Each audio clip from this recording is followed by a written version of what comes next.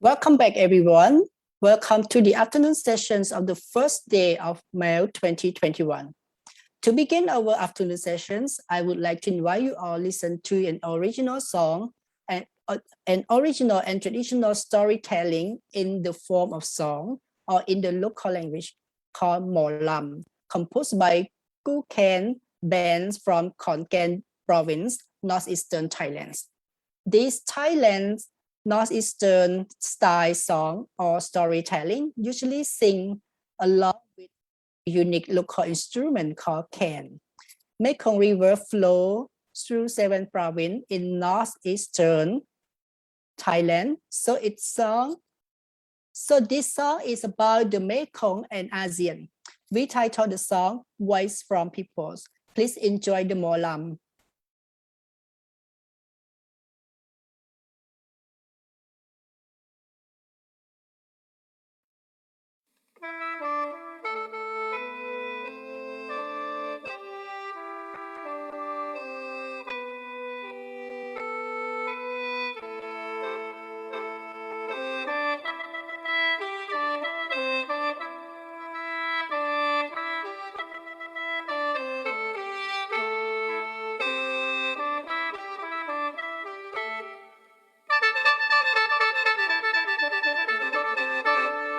แนมเมืองฟ้าสัตบันผู้ผาความวิจิตรแห่งทาลาหิมาไหลสุภายพื้นมหาวาลีก็ได้ก่อกำเนิดขึ้นให้พื้นดินได้ซุ่มซ้ำพร้อมกับอารยธรรมที่งดงามไหลผ่านน้ำที่สรรสร้างวิถีคนบนพื้นฐานความเคารพก่อกำเนิดประเพณีที่เสื่อมโยงสรรพสิ่งและผู้คนภายพื้นธรรมชาติสร้างขึ้นคนจังอาศัยต่อก่อกำเนิดเป็นเมืองหลากวิถีเปิงบานเป็นอาเซียนหมู่เฮาหลายภาษาจ๋าเว้าเฮาเคารพความเป็นคนเคารพสิทธิเสรีเคารพความเสมอภาคคนหมู่มากได้ประโยชน์เที่ยงซ้ำบ่มีไผเหลื่อมล้ำสิวิไลไปหน้าเมืองบ้านหึงเจริญเว้าไปหลายมันสิซ่าคำเงินบ่ทันการเวลาสิพาเด้อสิพาร้องแม่โขงมาตลาดช้างเกียงเมืองจีนเอิ้นแม่น้ำโขงเฮาว่าไหลมาจากที่เบียดเป็นสายน้ำแม่นาทีไปแต่พี่แดนมังกรเมืองจีนจากเขตแผ่นดินใหญ่ก็ร้องเฮาไปเมียนมา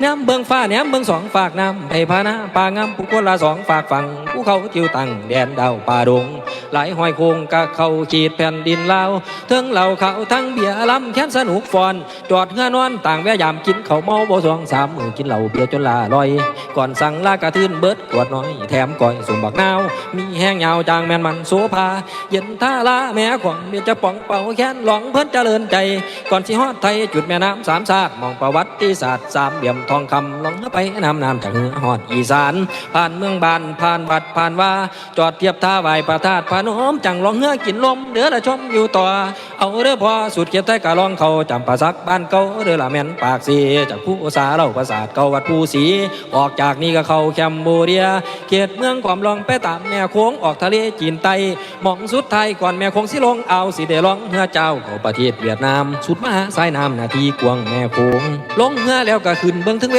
หาแนมเบิ่งผืนพัสุธาเจิดเบิ่งทั้งฟ้าผู้ผาป่าไปแนมไปผืนตามทั้งพื้นดินผืนน้ำถือกระทบเสียหายคนมากง่ายหูทอบ่ถึงการสันดานหยิบของมนุษย์ที่เป็นความเลวร้ายที่ทำลายไม้มั่งผู้เขาดงป่าทั้งพื้นดินผืนฟ้าอากาศวิปริต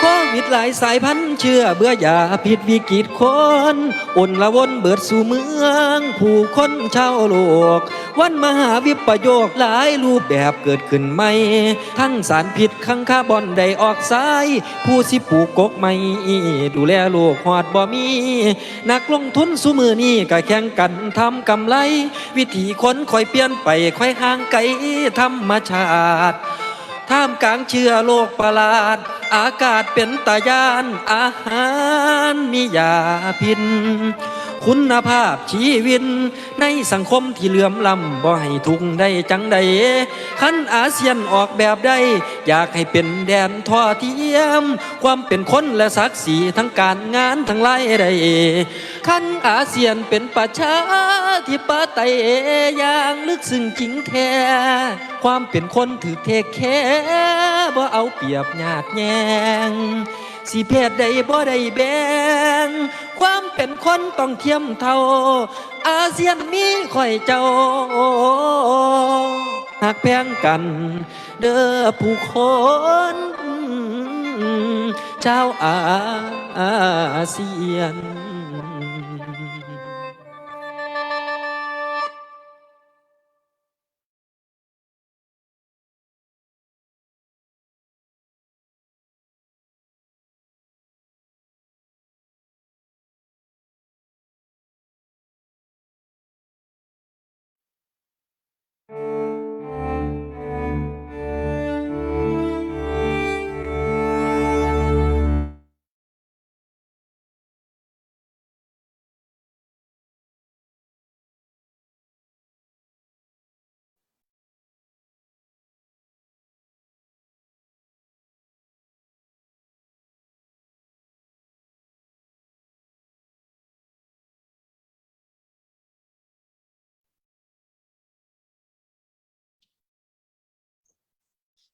สวัสดีครับ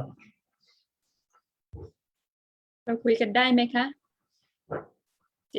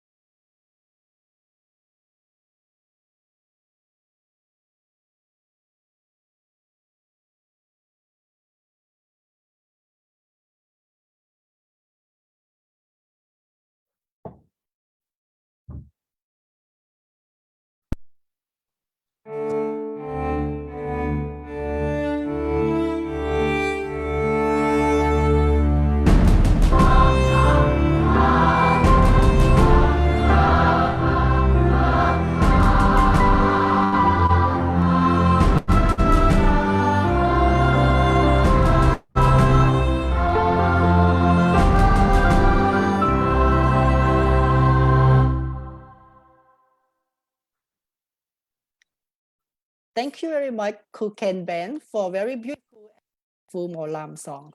I hope Ken's sound will wake you up and stay with us for the rest of this afternoon.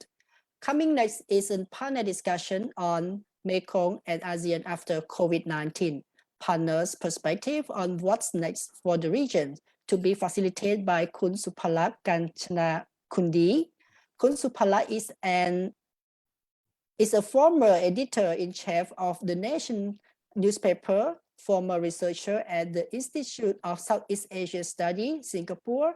From what we understand, Kun Supalak is currently defined himself as an independent analyst on international politics and a security issues specialist. Kun Supalak, may I hand over this session to you? Thank you very much and welcome. Actually, good afternoon for all audience and our panelists today with us on the ASEAN Mekong Environment Week that translate into something very lovely in Thai.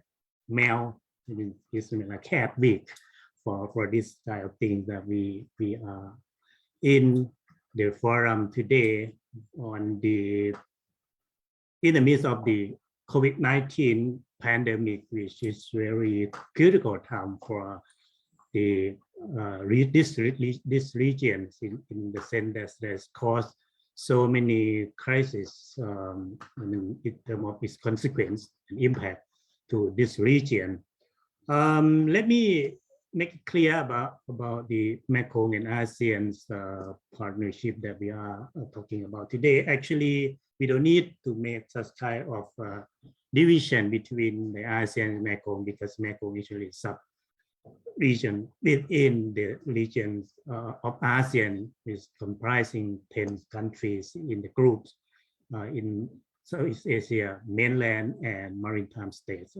So let me say in short, since now we're talking about the situation whatsoever that you would like to define in Southeast Asia, both on mainland and maritime states. But what we have to discuss in detail today is that we are now facing so many crises and so many changes, particularly in the pandemic of the COVID-19, which caused further on primarily to economics and normal life of the people. Country like in Thailand, we are facing economic slowdown. That's totally tied to some money problem. In Myanmar in particular, you might be seeing that the COVID-19 is stereotyped to the economy, which was predicted contracted of nearly 10% more, and together with the other crisis, political crisis, as you may know, that you will have a severe impact on the life of the people here. We also have situations of the competition of the actually changes of geopolitics in this region.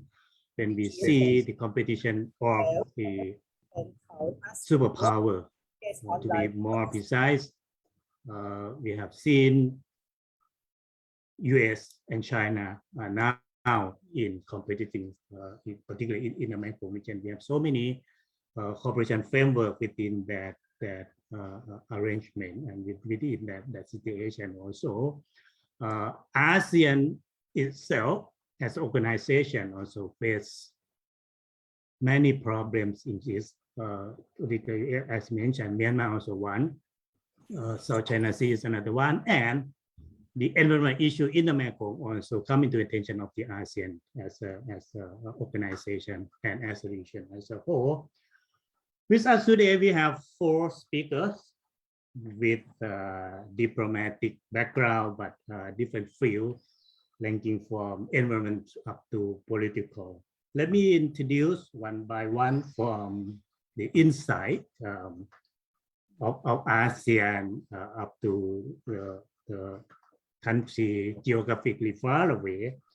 I begin with Miguel, senior officials of the Poverty Eradication and Gender Division at ASEAN Secretariat. Welcome to this forum, Miguel. Yes. Next is Dr.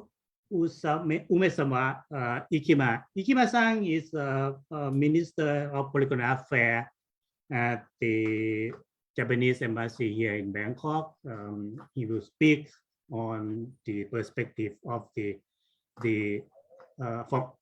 as a partner of ASEAN and Mekong, because we all know that Mekong and ASEAN is crucial supply chain for Japan for a very long time.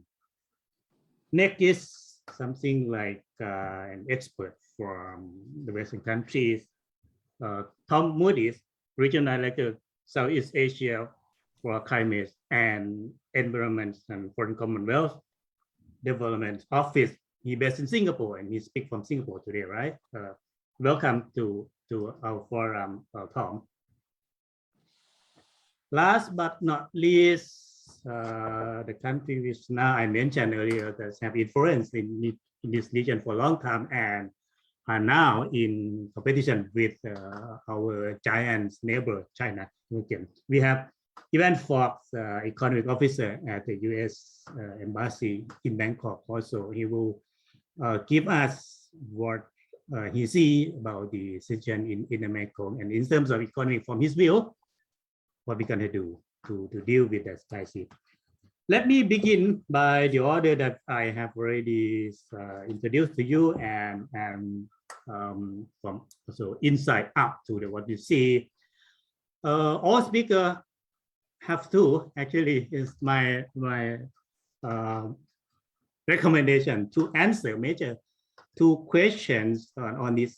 First, in your views, how the ASEAN region will look like after COVID? I don't know when COVID will be end, but anyway, please foresee after that and what's going to happen and what people will now be facing. And the second is, what is the role of your part and as a partner to play in the region, and what exactly matter for you as a partner for this region?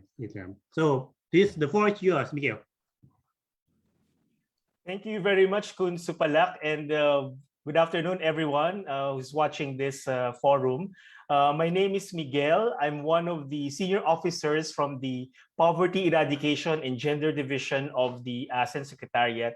And first of all, I would like to thank the organizers for requesting our attendance in this, or inviting us in this forum. I have been listening intently to the presentations and discussions since this morning, and it's quite exciting to hear all of these perspectives on ASEAN and providing all of these analysis on how we can work better together. No? And I think Kun Supalak already gave us the guiding questions that the panel members are requested to answer. So if with your permission, Kun Supalak, I'd like to share my screen. I just have 3 slides to guide me in this short, very, very short presentation. Maybe in answering the question that was posed to us by Kun Supalak, I hope that you can see my screen. I'll start first by painting a picture of what ASEAN is and what the idea behind ASEAN community. And I hope that everyone can see this first slide. The way we describe it from the ASEAN Secretariat is that ASEAN community can be imagined as a house with 3 pillars. So the first pillar is the ASEAN Political Security Community.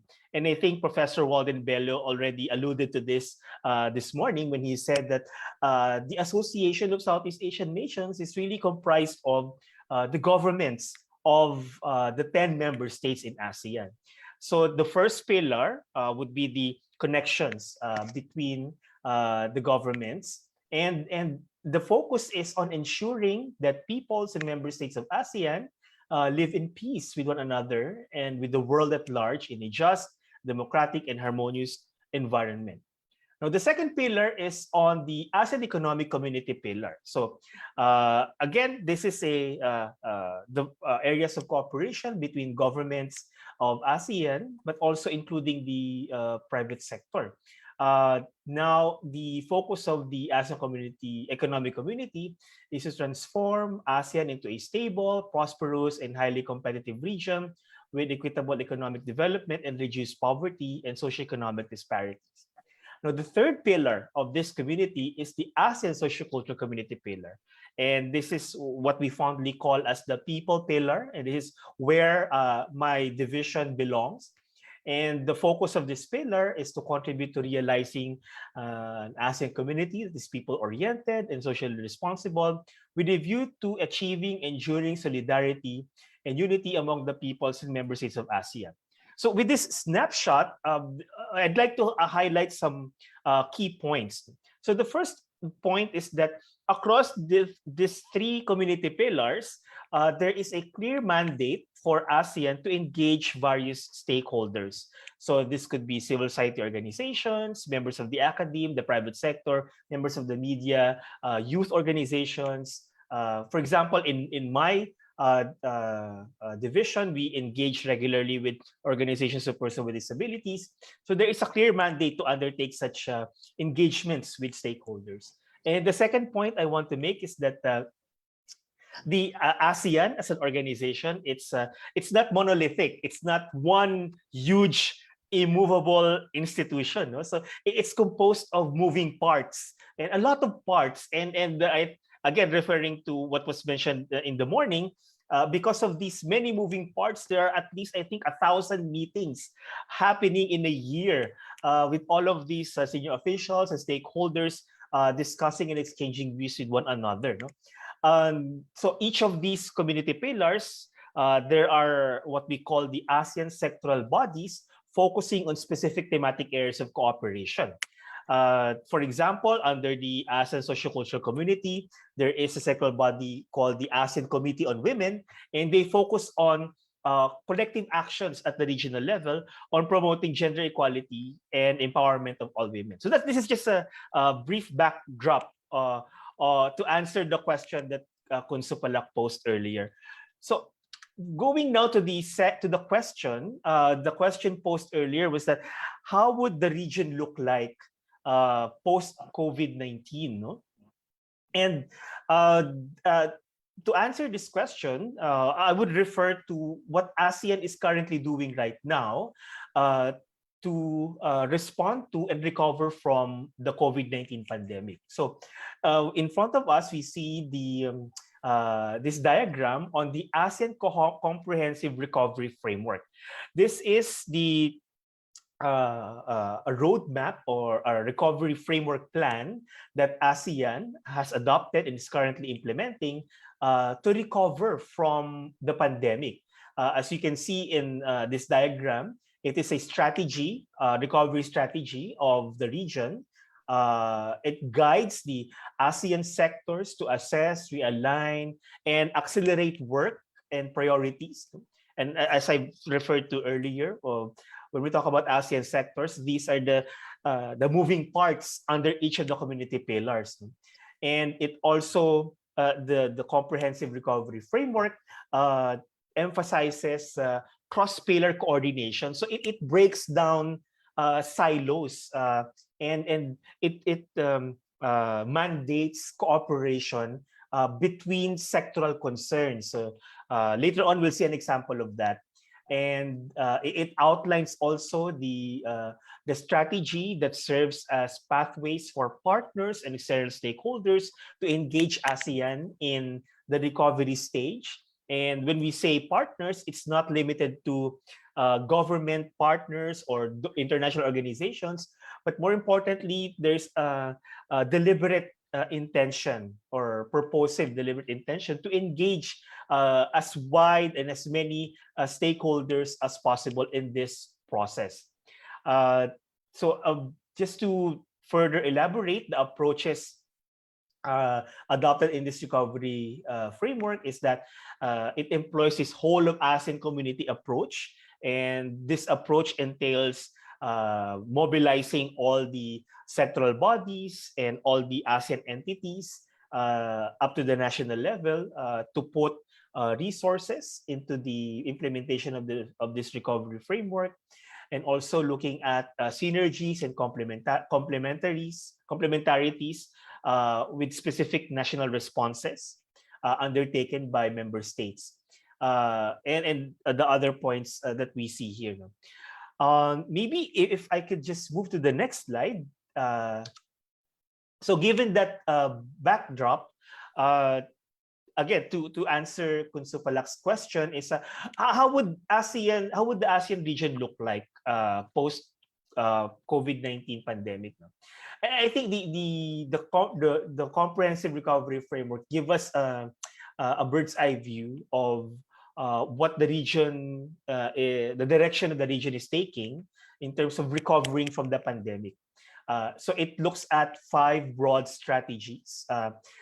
In enhancing health systems at the national level, strengthening human security, maximizing the potential of intra-ASEAN market and broader economic integration, accelerating inclusive digital transformation, and advancing towards a more sustainable and resilient future. So all of these broad strategies, there are specific action lines that the ASEAN member states have committed to implementing. And these are the things that us from the ASEAN Secretariat are supporting the member states and the stakeholders and the partners in implementing.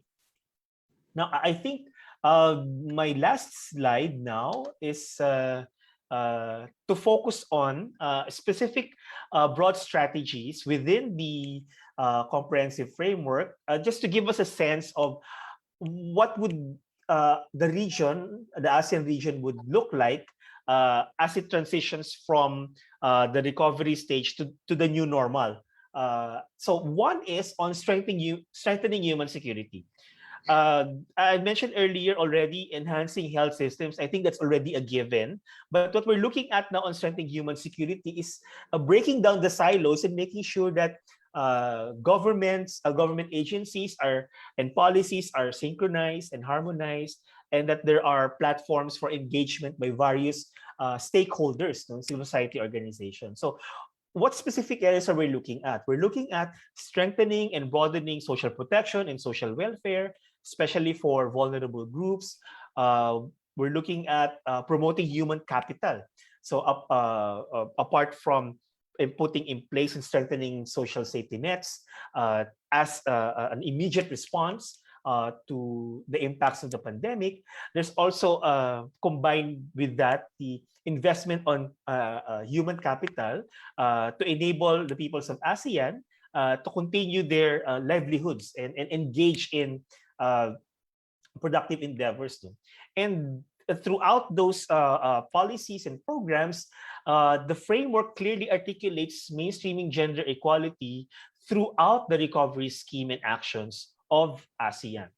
Now, the second broad area is on maximizing the potential of intra-ASEAN market and broader economic integration. And based on available data right now, the intra-ASEAN trade, so the trade between the 10 member states, it's increasing.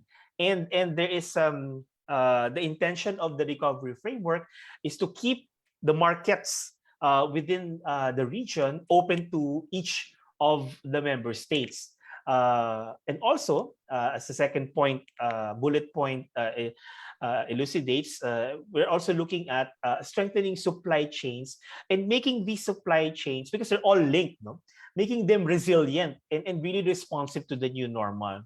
And also there's a specific focus on sectors that have been heavily impacted by the pandemic, and accelerating actions so that these sectors can fully recover. For example, tourism and the micro, small, medium enterprises. And it would be very interesting to note that, for example, in the MSME sector, there is really an overrepresentation of women in this sector. So the investment on recovery on the MSME sector would not only hopefully energize, revitalize the sector, but also address gender gaps within this sector and really promote women entrepreneurship and women economic empowerment. And the third area that I think looking beyond the pandemic and how the region would look like after the recovery stage. I think it's really on digital transformation. And the recovery framework articulates the need to accelerate inclusive digital transformation. So this includes promoting e-commerce and the digital economy, promoting financial inclusion, and again, promoting MSMEs, but this time on digital upskilling and access to markets. So this presentation clearly is focused on ASEAN's current initiatives under the ASEAN Comprehensive Recovery Framework. But this by no means is the sole and only initiative that ASEAN is undertaking to imagine a more inclusive and sustainable ASEAN community post-pandemic recovery. Maybe just a couple of points before I end this presentation. One is through the ASEAN right now is at the middle point of implementing its 10-year development roadmap. It's called the ASEAN Community Vision 2025. So this development roadmap will be completed. Its implementation will be completed by 2025, and there is an opportunity to engage various stakeholders, advocates, to imagine what the post-2025 development agenda of ASEAN could be. So I think that's an exciting area where partners are really encouraged to engage the different consultative platforms of ASEAN. And second, and I think this would be my last point, Kun Supalak, is that we from the ASEAN Secretariat, we recognize that there's really varying stages and degrees of engagements with stakeholders, with partners, with civil society organizations. On one hand, there could be ASEAN sectoral bodies that have institutionalized platforms for consultation.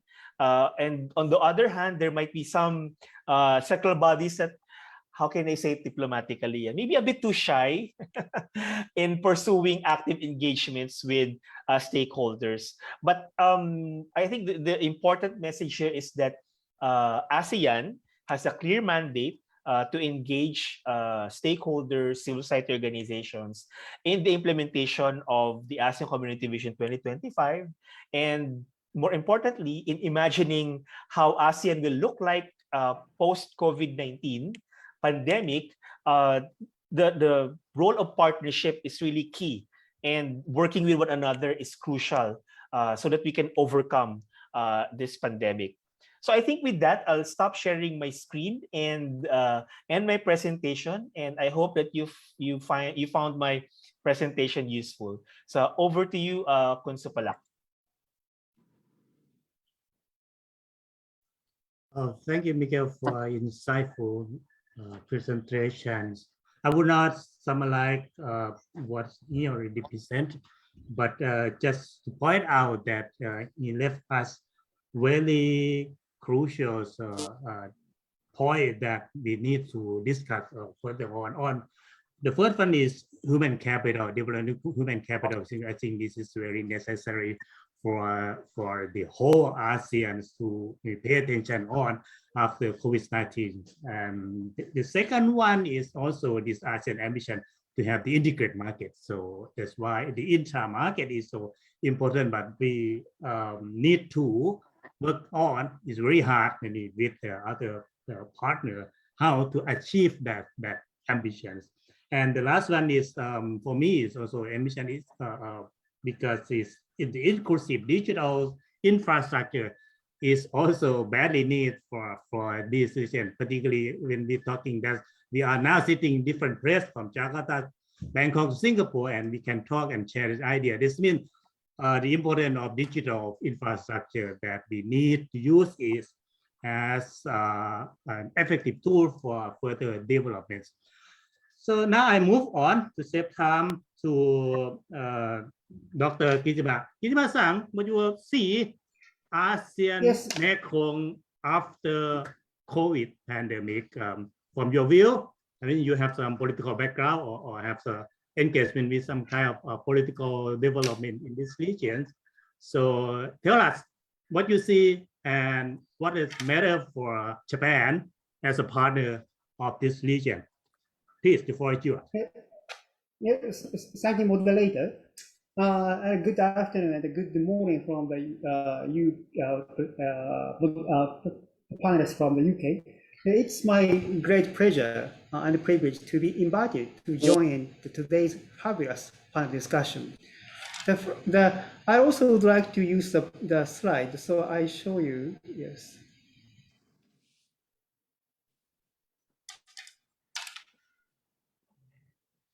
Yes. Yeah, first, this background photograph, of course, this is Mekong River.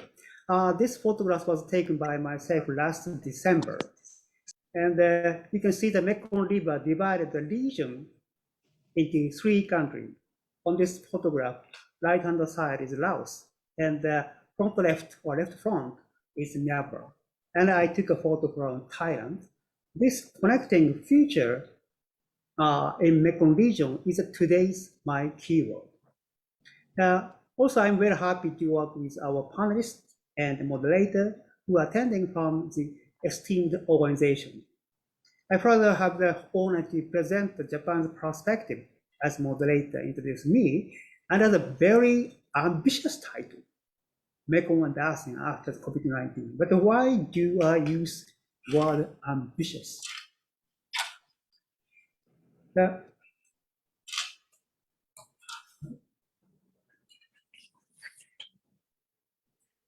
Sorry, I have a program.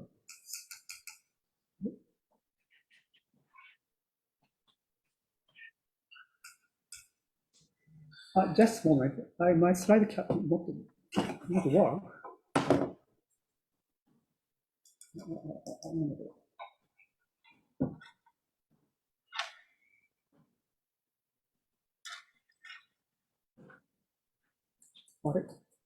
Yeah. Actually, I tried to. Can I change my order? I ought to solve this program. So can I ask the moderator to I will present just after the next presenter. It's okay. Okay. Tom, are you ready? Yes, thank you very much. Tom, Moody. Yes, hello. Okay. Because Dr. Akima has Yes, encountered some much. technical problems, so No, I give the not at floor all. to you. Yeah, first. Very happy to do that. I Okay. empathize. I know the situation. Okay. So thank you. Okay, the floor is yours now.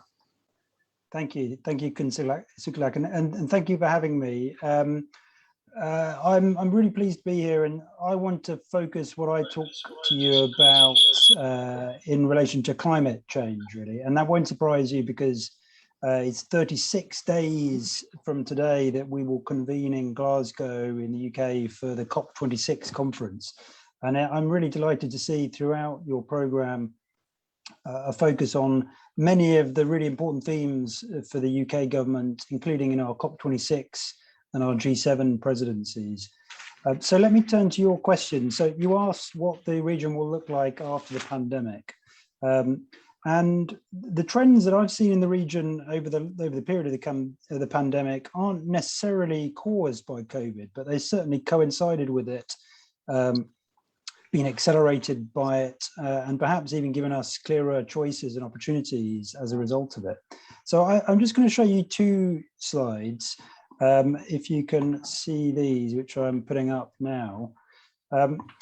So sorry, just one moment. There we go. So the first slide here I just want to show you is about the perception of the public on climate. And I think this is important because it connects for me with the idea of the public's perception of globalized risks, of which, of course, the pandemic and climate change are 2. And I think what's really important to show here is the attitudes of the public in ASEAN are really quite serious in respect of climate change. They think it is a very serious risk. And if you look on the far left there, you can see quite clearly that 70% of the public in ASEAN think that it is an immediate threat to their well-being. And there's another slide in this same document, which the Yusuf Izias Foundation produced, which is an excellent report, and I commend it to you, which shows from the previous year that at the height of the pandemic in December 2020,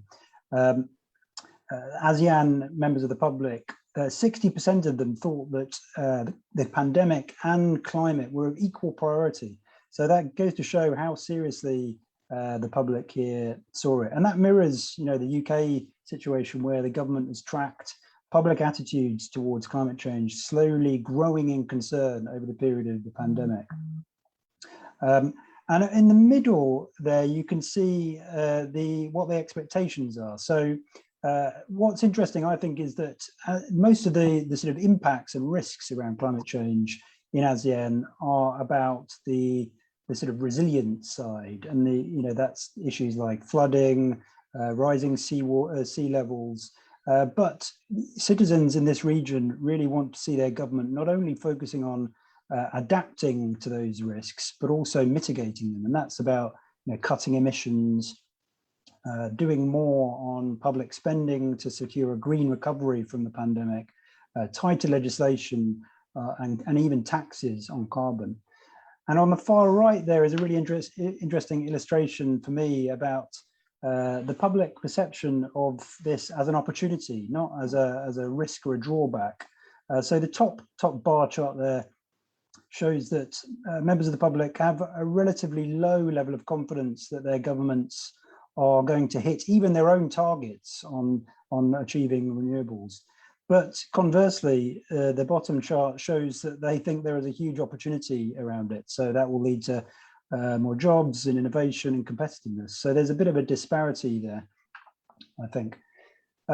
What I want to show you on the next slide is the second sort of big trend that I've seen over the period of the pandemic. And of course, this trend is one which has been accelerating for about 10 years, but it's increasingly visible and stark over the last 2 years. So that chart on the left shows you how much the cost of renewables has fallen over the last 10 years.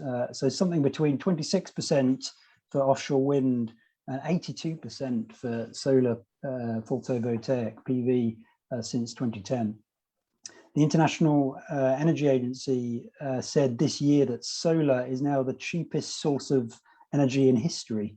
And already solar is cheaper than the cheapest new power source for 2/3 of the population on the planet. So on the right there is how that compares with fossil fuels, and that presents a staggeringly clear economic case for me. So you can see there that the degree of competitiveness of fossil fuels relative to renewables.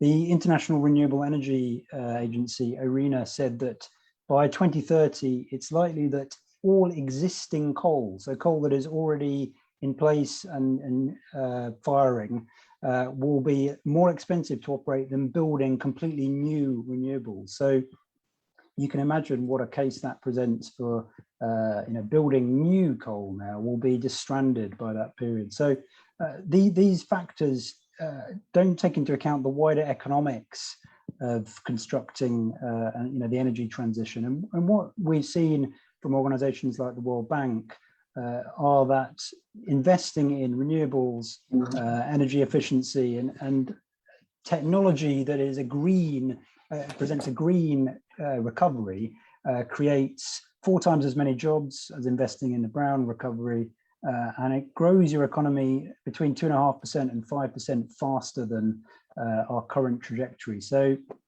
it's a very clear economic argument.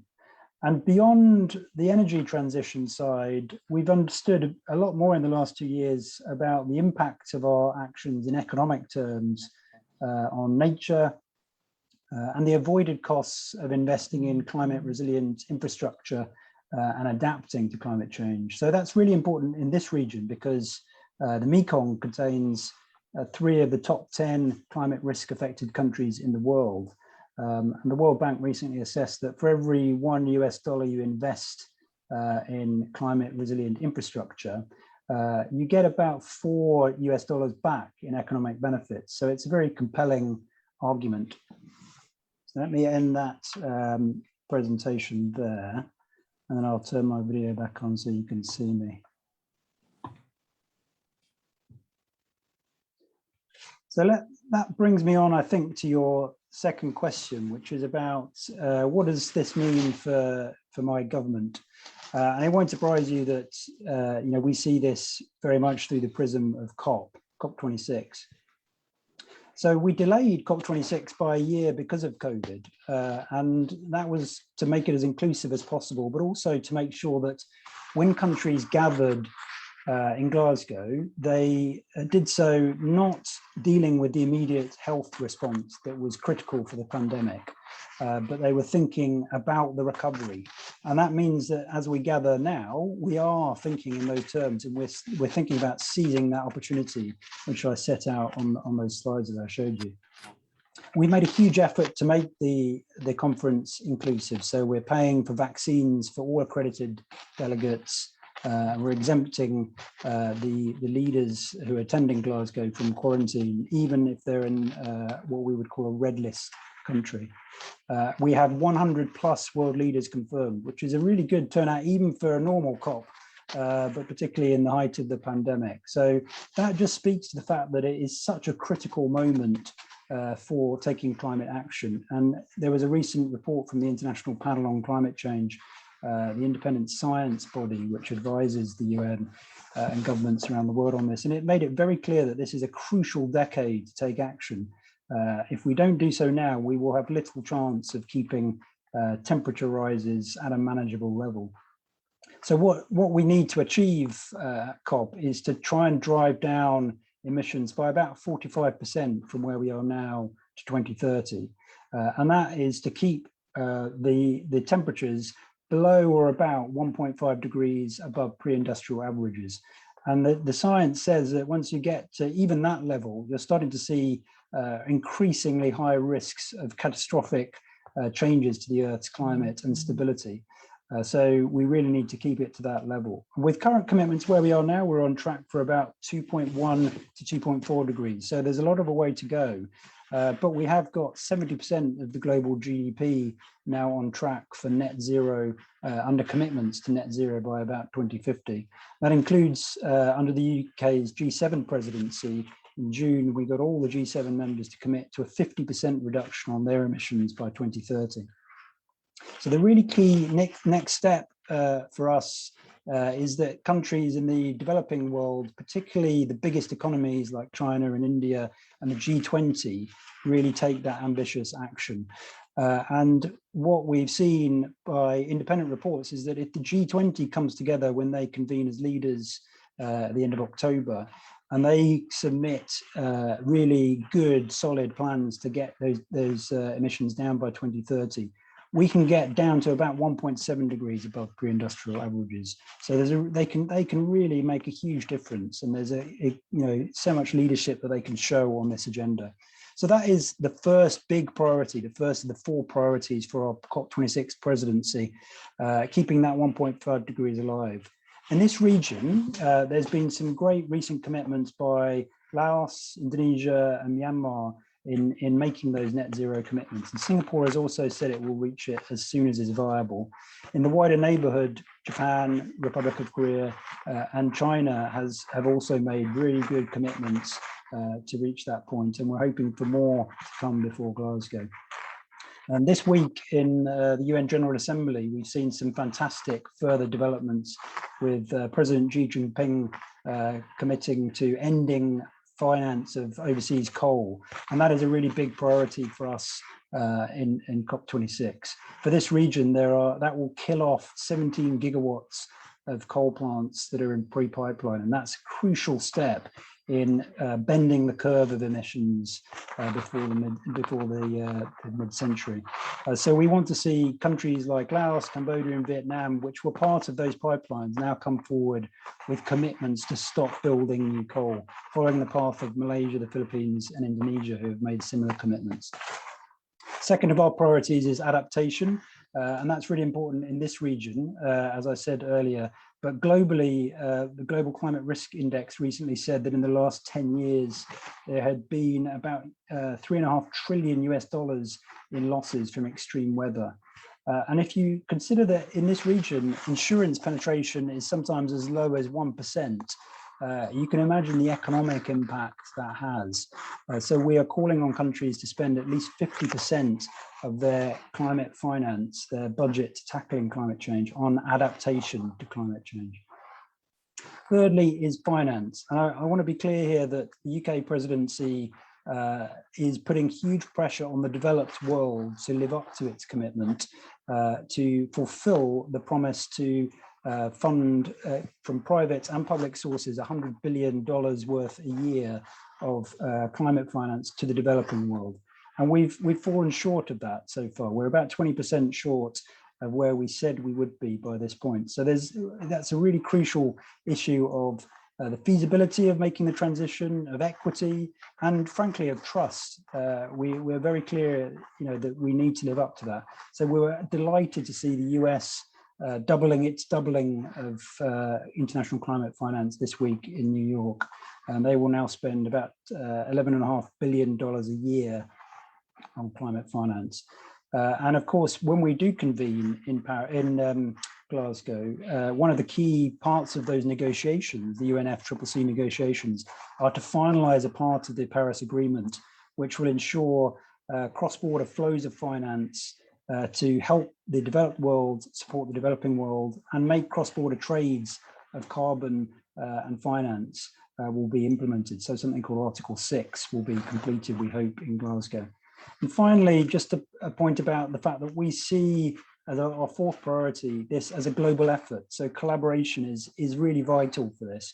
It's not just about governments, it's also about the non-state sector and particularly private sector doing their part. So we have been focusing a lot on something called the UNFCCC Races to Zero, which show how the private sector can do their part in committing to reaching net zero. So, for example, the new Glasgow Financial Alliance for Net Zero now has secured $70 trillion worth of financial assets under management, which are on a clear, committed path to net zero. So a huge weight of private sector finance is moving in that direction as well. And there is a parallel race to resilience, which is building the resilience of 4 billion people globally by 2030. So let me conclude on the question again of what next after COVID. And I think what I would really just emphasize here is that we must build back better. So last December, at the height of the pandemic, we had 75 leaders globally showing great vision and foresight in making ambitious commitments, and the Global Climate Ambition Summit that the UK convened in London. It was a virtual conference. So it's fundamentally in the interest of all of us to build back better now as we have this opportunity post-COVID. There's cleaner air, healthier communities, sustainable economic growth, and it's not a binary economic choice either, as I've said. So the facts of that speak for themselves for the UK. So we have managed to double our GDP by we've managed to increase our GDP by 70% since 1990, at the same time as cutting our emissions by about 40%. So it's really crucial we don't make the wrong long-term choices now. Pulling the old familiar levers for growth as we emerge from COVID of brown growth and fossil fuel funded growth will lock in slower growth for a generation. And it's really clear the case for that. But more importantly, in a region which is really integral to global supply chains and value chains, and it will be increasingly in its economic future, is the growth in the low carbon goods and services, which are projected to reach $7.5 trillion a year by 2050. It's a 3,000% increase from 2015 levels. So we really look forward to the future of this region as the newest dialogue partner of ASEAN, and to welcoming it to COP26 in 5 weeks' time and supporting its green recovery post-COVID-19. Thank you very much for having me. Thank you, Tom. Very interesting presentation, and I myself have a lot of questions to put to you, but I will put to you later, joining the other audience when we pose a question, particularly on the solar energies that we have known that the COVID pandemic has forced many governments and the private sector to suspend their projects. I mean, because it's cost a lot of investment for that. What's going on after the COVID when we are facing something like an economic slowdown and would have enough resource and capital to move it on? But please answer the question later when we join. So we have still 2 more speakers to move on. Dr. Akima, are you ready now? Yes, I'm ready. Yes, I'm sorry for this challenge. Okay, please go ahead. Yes, yes.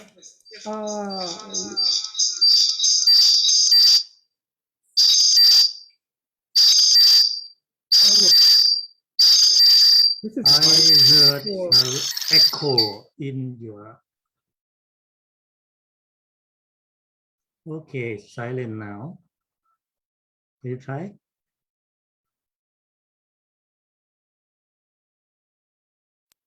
This is my. Yes, yes, yes.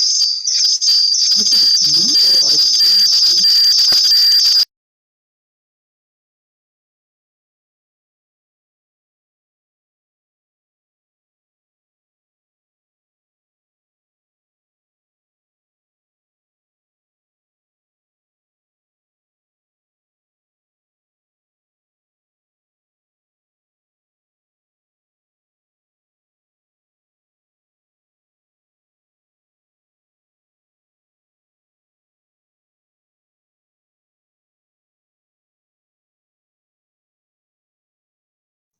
I think your mic is off.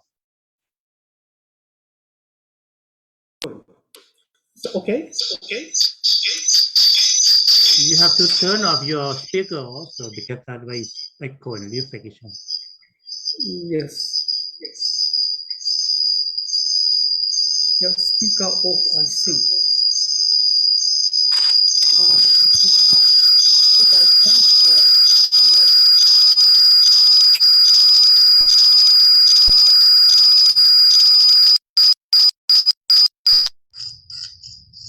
Okay.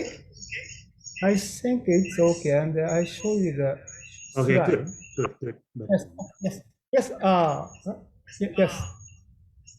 I have to back to the question. Yes, this one my question. The only speaking, it might be little bit early to this question. So we are still struggling to tackle the pandemic. Yes, and trying to find out a way to recovery as well. So I first try to answer the first of 2 questions, or your first question: how ASEAN region look like? To try to answer these questions, number 2 and number 3, I'd like to compare the Japanese diplomacy before and after pandemic. These are some examples of Japan's cooperation with ASEAN before and after pandemic. At the left-hand side, the first example of pre-pandemic is Tokyo Strategy 2018, which is aimed at promoting vibrant and effective connectivity. The second one is Joint Statement of Connectivity, which is enhancing links and synergies, including sorry.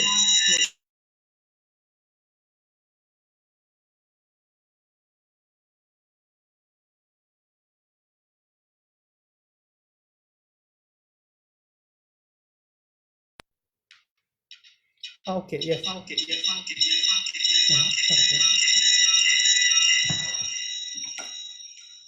Okay, sorry for technical problem. Yes. The second one is okay. Yes. The then third one of the pre-pandemic is a tool for such connectivity. These three outcomes clearly show that the pre-pandemic Japan's diplomacy was promoting infrastructure and logistic connectivity. So while the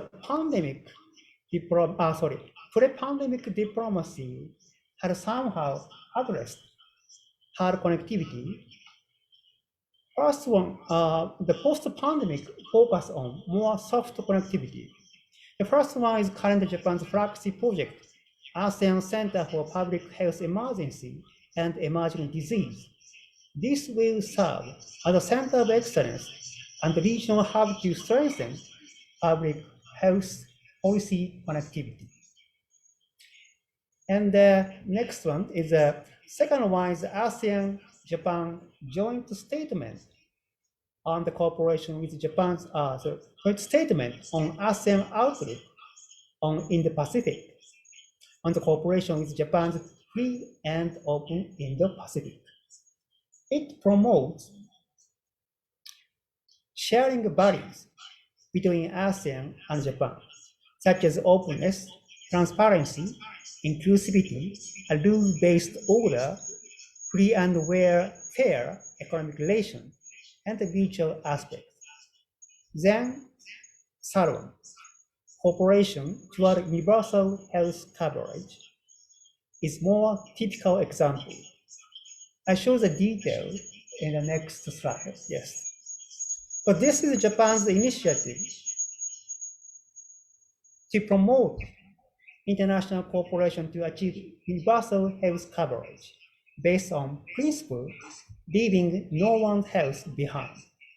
The first one, since immediately after the COVID-19 outbreak, Japan had supplied the $4 billion amount of Japan's produced vaccine, which is approximately 33 million doses, including 3 million to Vietnam and 1.65 million to Thailand, 1 million to Cambodia, and 0.6 million to Laos. Second is Japan's project named as Last 1 Mile Support, which delivers every person in the world by establishing cold chain supply mechanism.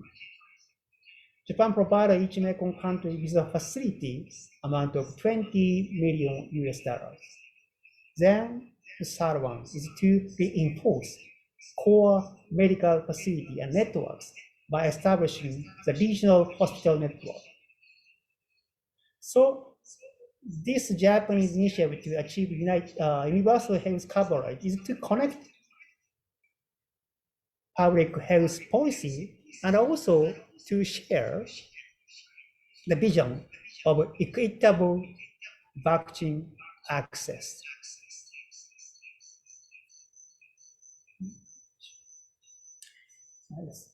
And this one is also, we need the policy connectivity with sharing vision, especially in Mekong. As a mainland Southeast Asia, why so need connectivity? Next slide, yes. This is an excerpt of the Bangkok Post opinion, printed this July, written by Dr. Kitinan, professor of Chulalongkorn University of Thailand. He emphasized finally a more holistic view and a broader regionalism, broader regional lens are needed in 2022 and 23rd. Mainland Southeast Asia, comprising Cambodia, Laos, Myanmar, Thailand, and Vietnam, all 5 countries must somehow find a way to reach herd immunity as a pact, because they are economically interconnected. So I remind you of the question, that means the first question as a moderator cast as, how ASEAN region look like? So ASEAN could be, answer could be policy connectivity with sharing vision. So next, I move on to the moderator second question, or I received these two questions first and both. So what lesson, what experience? But as I first said, these questions seem to be a little bit ambitious, because even Japan is still struggling to curb the pandemic, and even though Japan's vaccine inoculation rate has achieved almost at 70%, Japan has a serious challenge to recover a vibrant economy with bringing back the safe and secure public health. But one point we can see as something lesson or experience after the COVID-19 outbreak is a fact that Japan has accomplished the Tokyo Olympic safely and securely in pandemic era. More than 10,000 athletes gather and they enter more than 300 game events in a small Tokyo area. Then every single game was successfully completed without any infection problem during more than 2 weeks. Amazing. So I want to introduce this slide. This is one article written by a Canadian journalist in CBC on September 6th. He reported these circumstances at this time we found out ourselves So the circumstances made for an incredibly challenging situation. Games began, and people were reminded of their own dreams, goals, and aspirations. They were reminded of what it's like to experience something collectively. So it always brought and will continue to bring people together.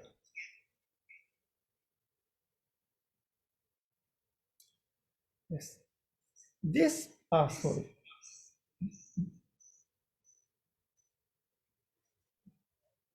So this people together is what we have accomplished by all the people during Tokyo Olympic in pandemic situations.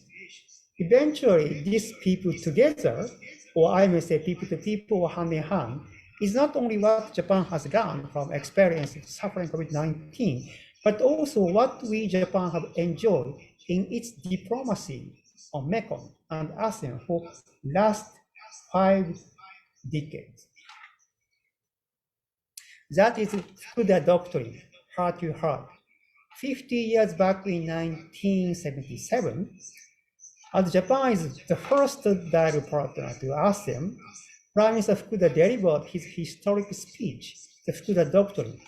And this heart-to-heart diplomacy has become the anchor of Japanese diplomacy to contribute to the building of peace and prosperity in ASEAN. So for the question of the number 2, moderator cast as, what's the role of a partner? Answer might be heart-to-heart diplomacy. But ladies and gentlemen, I show you the answer to each question, the question in previous 8 slides. But the most important thing would be both ASEAN and Japan mutually understand and share each vision and value. We can see the concrete example in the Thailand Foreign Ministry's press release. So this is it. This press release issued by Thailand Ministry of Foreign Affairs just after the ASEAN-Japan ministerial meeting on August 4th this year. So just a month ago. And Thailand emphasized enhancing heart-to-heart partnership in all dimensions. It is sharing vision. And from the third line, the need to strengthen cooperation on the COVID-19 response and post-pandemic recovery. This is sharing the future. And the fourth line from bottom, implementation of the AOIP, sharing values. And last one, exploring new areas of cooperation, such as Thailand biocircular green economy model, which is in line with Japan's green growth strategy. This is policy connectivity. So ASEAN and Japan mutually understand what we have experienced and learned from COVID-19 outbreak, and fully aware what we should work in post-pandemic era. So finally, I conclude my presentation of panel's theme, Mekong and ASEAN after COVID-19. That could be, I explained previous slides. That is policy connectivity based on heart-to-heart diplomacy for peace and prosperity, sharing vision, value, and future. This is Japan's perspective on what's next for the region on our relation. Especially 2023, 2 years later, Japan and ASEAN will commemorate the half-century anniversary of the ASEAN-Japan relation. And at the time, Japan will further strengthen the Japanese diplomacy to Mekong and ASEAN for the next half century. Thank you very much. Thank you, Dr. Akima. To save time, I would not conclude or make any summaries on his presentation. So we move on to our partner from the US. So Yuan Fock, the floor is yours now to share your view. What's the, when you have economic background, right? And works mostly on the economic picture. I think we are facing severe economic slowdown. It's very hard to recover, I guess, in countries like Thailand and particularly Myanmar even face a contraction. So what is going to happen, and what is the matter for the US? How to make it be possible? Your floor is yours. Thank you so much, Kun Supalak. And I think you're right that it will be hard. And I think the main point of my presentation today is that not only will it be hard, but it also will present some important opportunities. And that's what I hope the take-home message is for everyone listening in today. I want to start by thanking not only Kun Supalak as the moderator for this presentation, but also the insightful presentations from my colleagues from ASEAN, from Japan, and from the United Kingdom, and for all the participants that are on the phone today. Hopefully, I'm really looking forward to this week of great presentations on a wide range of issues in which the United States has great interest. So as a brief introduction, my name is Evan Fox, and I work in the economic section of the American Embassy here in Bangkok. I cover a wide range of portfolios that range from energy, environment, science and technology, and health. So they keep me quite busy following all those different things, but I think they're all pretty relevant to what we're talking about today. And when I looked at the questions that Kun Supalak mentioned in advance, to me, it really struck me that there are two questions that we should be thinking about. The first is, what does COVID-19 tell us about how we should prepare for the next pandemic and for future health crises? And I'll talk about that a little bit and what the United States is doing to help. The second question that I'm really thinking about is the one that I started with, and that is what kind of opportunities are we going to be able to take advantage of as a result of COVID-19 as we engage in the economic recovery.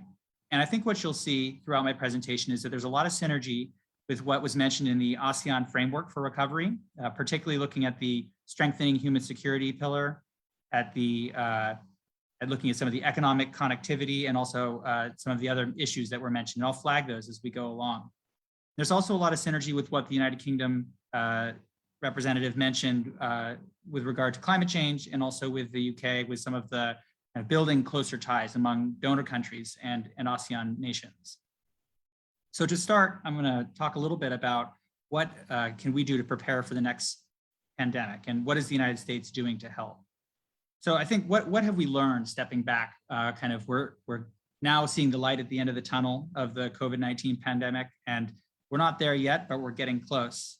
And I think the real lesson is that we are all very vulnerable to these kinds of health emergencies, and that we can do better in terms of strengthening our health systems. That means looking at our hospitals and clinics, but also our research and basic education that support our healthcare system. And that comes back, remember, to that ASEAN pillar that's focused on human capacity building, strengthening human security, and enhancing health systems. So what is the United States doing to help that? I should confess that I do work mostly on Thailand issues here in Bangkok, but a lot of what we do here has regional implications. The first thing that I want to mention is that over 600 members of our mission staff here at our embassy in Thailand are working on health-related fields, 600. That's a lot of people from the United States government that are working to help Thailand and the region better adapt to the next health pandemic. And those folks all have a global impact in that they strengthen the system here in Thailand. And a lot of that research informs our regional, our ASEAN, our Mekong, and our global health system. A lot of those folks working here have a regional role, and I'm thinking specifically about our US Agency for International Development colleagues who have the regional development mission for Asia, right here in Bangkok.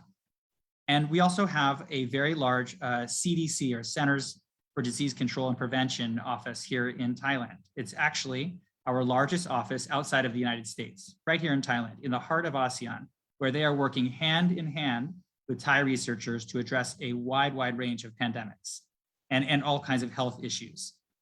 So Thai and American scientists have saved hundreds of millions of lives already by working on things related to malaria, dengue, influenza, Japanese encephalitis, HIV, hepatitis, and other deadly pathogens that have affected Thailand, the United States, and countries throughout ASEAN. I'd also note that the USAID mission that I mentioned has programs in Thailand and throughout the Lower Mekong that address many of those same issues, HIV, AIDS, malaria, but also malnutrition and broader health issues. And most recently looking at the growing threat of antimicrobial pathogens. So I think the main takeaway from this segment of my presentation is that ASEAN is a hub, and donor countries like the United States are working very closely with Thai researchers, with Thai authorities to prepare Thailand to be able to deal with future pandemics and health-related crises. And that kind of support has spillover effects throughout ASEAN, and really, if I have to say plainly, throughout the world. So turning to the second question that I posed in the first part, it's what kind of opportunities are presented by our post-COVID economic recovery. And this is something that we've been really engaged with our Thai interlocutors and folks throughout the region on, in thinking about what can we do to really build back better. And a couple of points that I'd like to make is that as we, United States and Thailand and Mekong and ASEAN countries recover, we have the opportunity to reshape the economies to be more environmentally sustainable and to be more inclusive and to address many of the issues that haven't been addressed in the past. And three that I'll touch on. I could talk about a lot of different things that we could do better, but three that I'd like to focus on today that are relevant to some of my direct work here in Thailand and the region are first, renewable energy, second, climate change, and third, air quality. So the first one is energy. And we have a real opportunity now to increase the amount of renewable energy and innovative technologies like electric vehicles, battery storage, smart grids, and a range of other technologies. And I'm happy to say the United States is a leader in many of these, and we're working to help Thai companies and countries throughout the region to better implement some of these climate smart technologies and clean energy technologies. One of our key partners for this is the country of Japan through the Japanese-US Mekong partnership, power partnership. And I'm very happy that we had a representative from the Japanese government to talk about that today. But we're working with a range of donor companies to countries to really enhance the capacity and help ASEAN nations build back better, have a more resilient grid, have low carbon technologies moving forward. And remember, this is really part of this is about the sustainable and resilient future that we talked about, the pillar under ASEAN, but it can also be related to economic integration. And I'll tell you how. One of the things that we're really focused on in Thailand is helping to Thailand become a center for the power grid and to be a leader in terms of alternative energy. Geographically, Thailand is very much at the center of ASEAN, but also technologically. There are a lot of Thai companies are the leading developers of alternative energy projects throughout the region, but importantly in ASEAN. And one of the things that we're doing is to help private sector companies get access to resources to more effectively implement those sustainable energy technologies. We're also supporting planning efforts. So one that I'd mentioned is the regional energy grid planning through our AIMS 3 project. That's the ASEAN Interconnect Master Plan Study, which will help to chart a future in ASEAN for linking these countries better together. Think about that economic integration, but specifically in the energy field. And we're also supporting specific studies for cross-border trade. I was so heartened to see a couple weeks ago a renewed agreement for the power trade between Laos and Singapore passing through Malaysia and Thailand. And that's exactly the kind of economic integration that is consistent with what ASEAN is pushing for, and that the United States is working hand in hand with Mekong nations to move forward. We're also turning very quickly to electric vehicles. We're so happy to see Thailand playing a leading role in terms of investment in research and development, but also regulatory and other measures to increase electric vehicle production in this part of the world. And I was happy to see some of the targets that the Thai government has set, and we're working to support some of those efforts through US private sector engagement, but also through some of our technical capacity building, including electric vehicle readiness plan for municipalities in Thailand. Another thing that I'd like to highlight very briefly is that we're working to try to make sure that ESG standards, that is environment, social and governance standards, are integrated into planning. And we have specific programs through USAID and other parts of the US government that are helping both public sector government initiatives as well as private sector initiatives better consider those efforts and considerations. So to kind of summarize for this part of my presentation on the energy front, this is the economic integration and sustainable resilient future is a really important part of how we build back better after COVID. And the United States sees a couple of key areas where we can help with that. And it's consistent with the green recovery that Tom mentioned earlier today. And I think in terms of this, I like this idea that our Japanese colleague mentioned of policy harmony. That effort is consistent with Thailand's biocircular green economy model in terms of recovery, but also with Japan's green growth strategy. And I think to the extent that we can be on the same page and pushing on the same issues and helping our Mekong partners get to where they need to be, the policy coordination helps very much on that. I'll turn now to climate change. And this is another area where I think that we have an opportunity after COVID-19. As Tom mentioned earlier, there are very bold targets, and the United States is happy to be collaborating closely with the United Kingdom as the host of COP26 happening in just a very short time. And I work very closely with Tom's colleague here, the COP26 attaché at the UK Embassy, on thinking about how to empower Thailand and other countries in the Mekong to meet their own climate ambitions and raise those ambitions as possible. A couple of things that I think are important in terms of our economic recovery and thinking about what do we do after COVID that relate to climate change is, one, making data and information available and making sure that it's widely available to governments and private sector and civil society members. And one of the ways that the United States is helping with that is that we have a wide range of publicly available tools that are natural resource planning tools. So one of those is our Mekong Water Data Initiative. This is a range of technological tools, GIS, Geographic Information System, and other tools available to anybody on the internet. And they relate to not only the Mekong River itself, but associated natural resources in the Mekong River, in the Mekong River Basin. The second tool that I'll briefly highlight is through our USAID Severe Mekong project, which is a very innovative project utilizing the expertise of scientists from NASA and GIS experts and development experts from USAID. And it's another tool that we work very closely with the Thai government and countries throughout the region on, but is publicly available.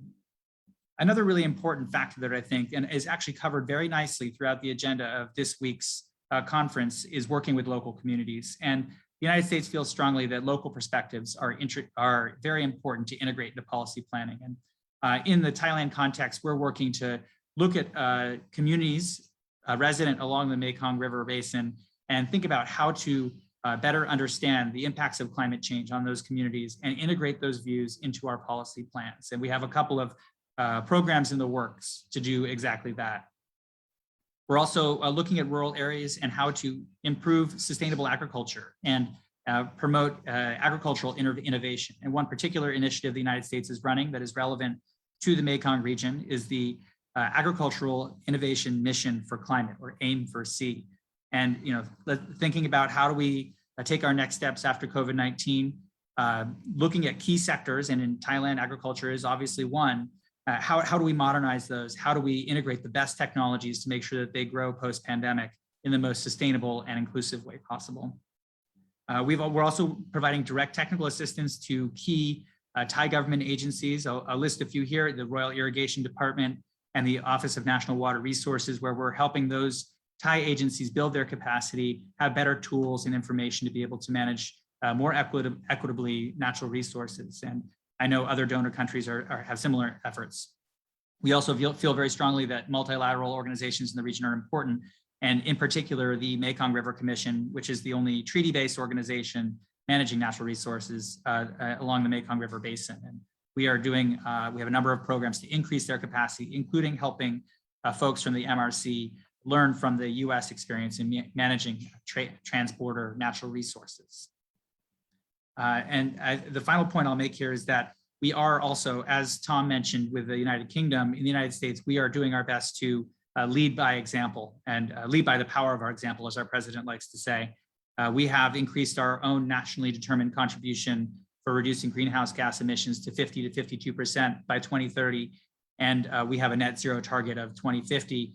And we're doing our best to make sure that countries throughout the region are empowered to make similarly bold commitments and increase their ambitions ahead of COP26, but really at any time to make sure that we move forward to meet some of the targets that Tom had mentioned of the 1.5 degrees Celsius. I'll turn very quickly on to air quality now.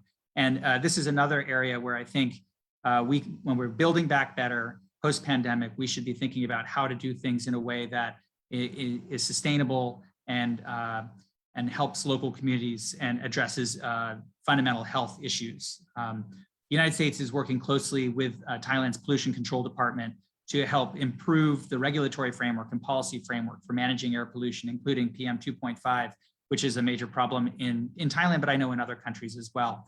And we're helping to take lessons learned from our US Environmental Protection Agency and translate those to a local context and help Thailand and other countries to better integrate those into their plans. And that includes planning for industry, transport, and also in the agricultural sector, all of which we'll have to think about post-pandemic.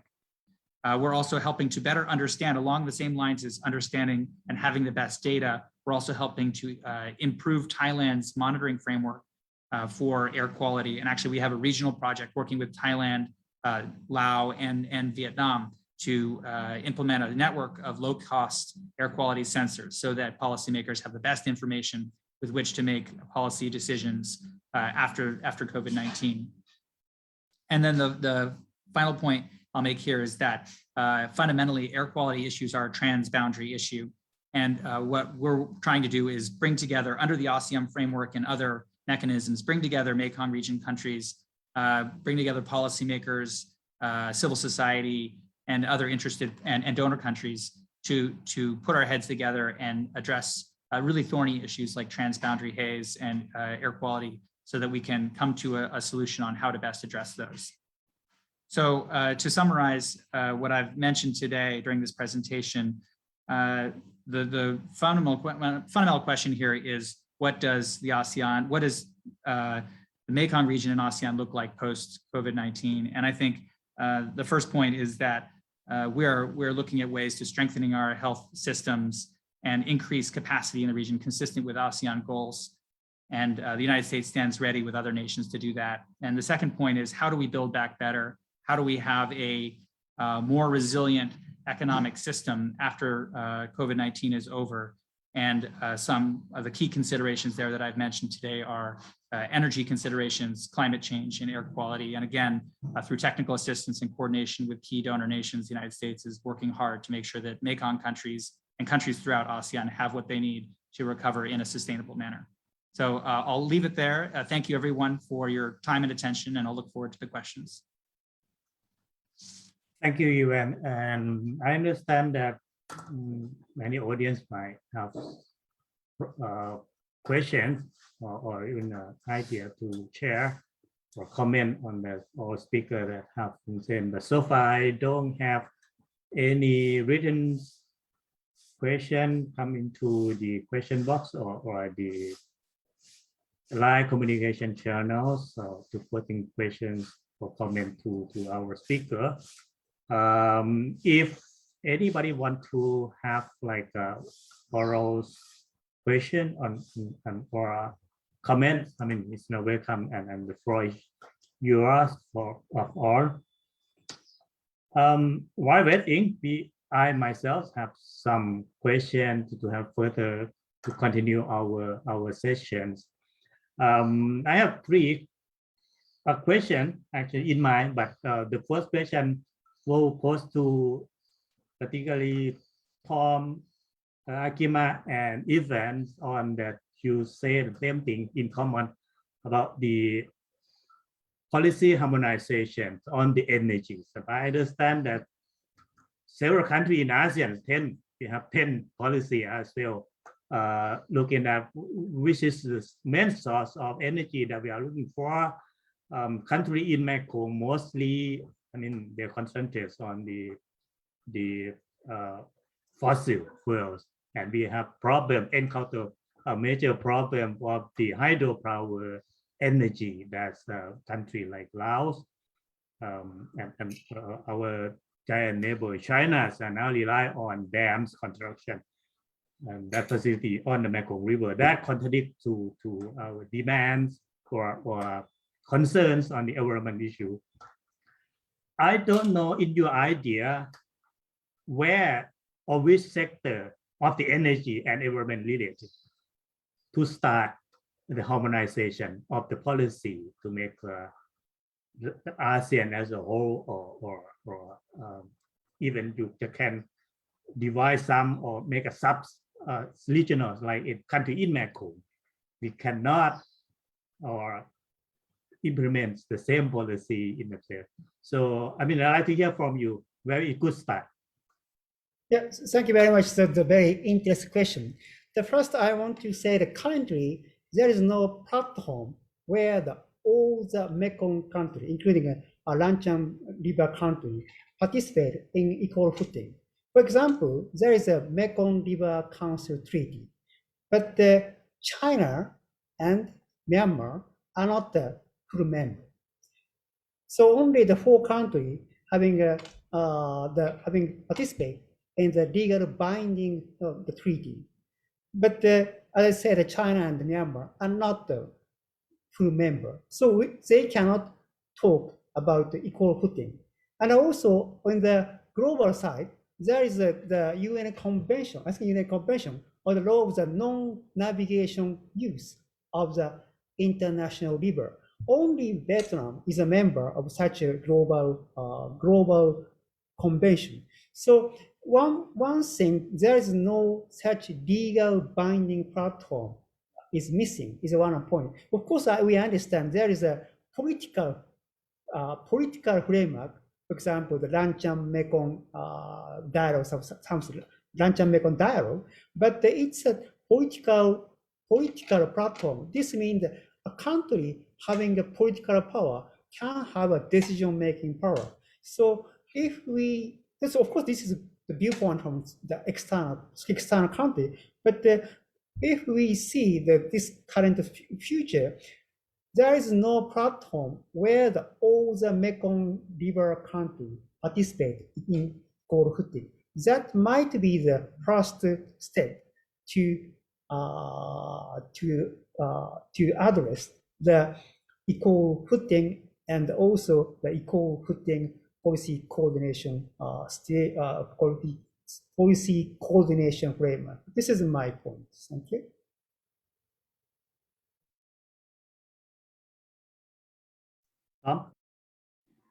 Yeah, thank you for the question. I think there's sort of two parts to it, really. I mean, for me, there's a sort of a domestic issue about the competitiveness of new energy, and ASEAN is projected to return very quickly into economic growth post-COVID. So it will be looking for new energy sources. And as I said in my discussion, fossil fuels will look increasingly uncompetitive compared to renewables. So, the questions there really are about avoiding making the wrong choices, but domestically, and that is about recognizing the fact that it will be a cheaper form of energy, and also the wider economic benefits of it. So there was a really good study by McKinsey last year that suggested that if you are looking to invest sums of money and you want to get the most bang for buck from that, then renewables or energy efficiency gives you far more than investing in oil, coal, or gas.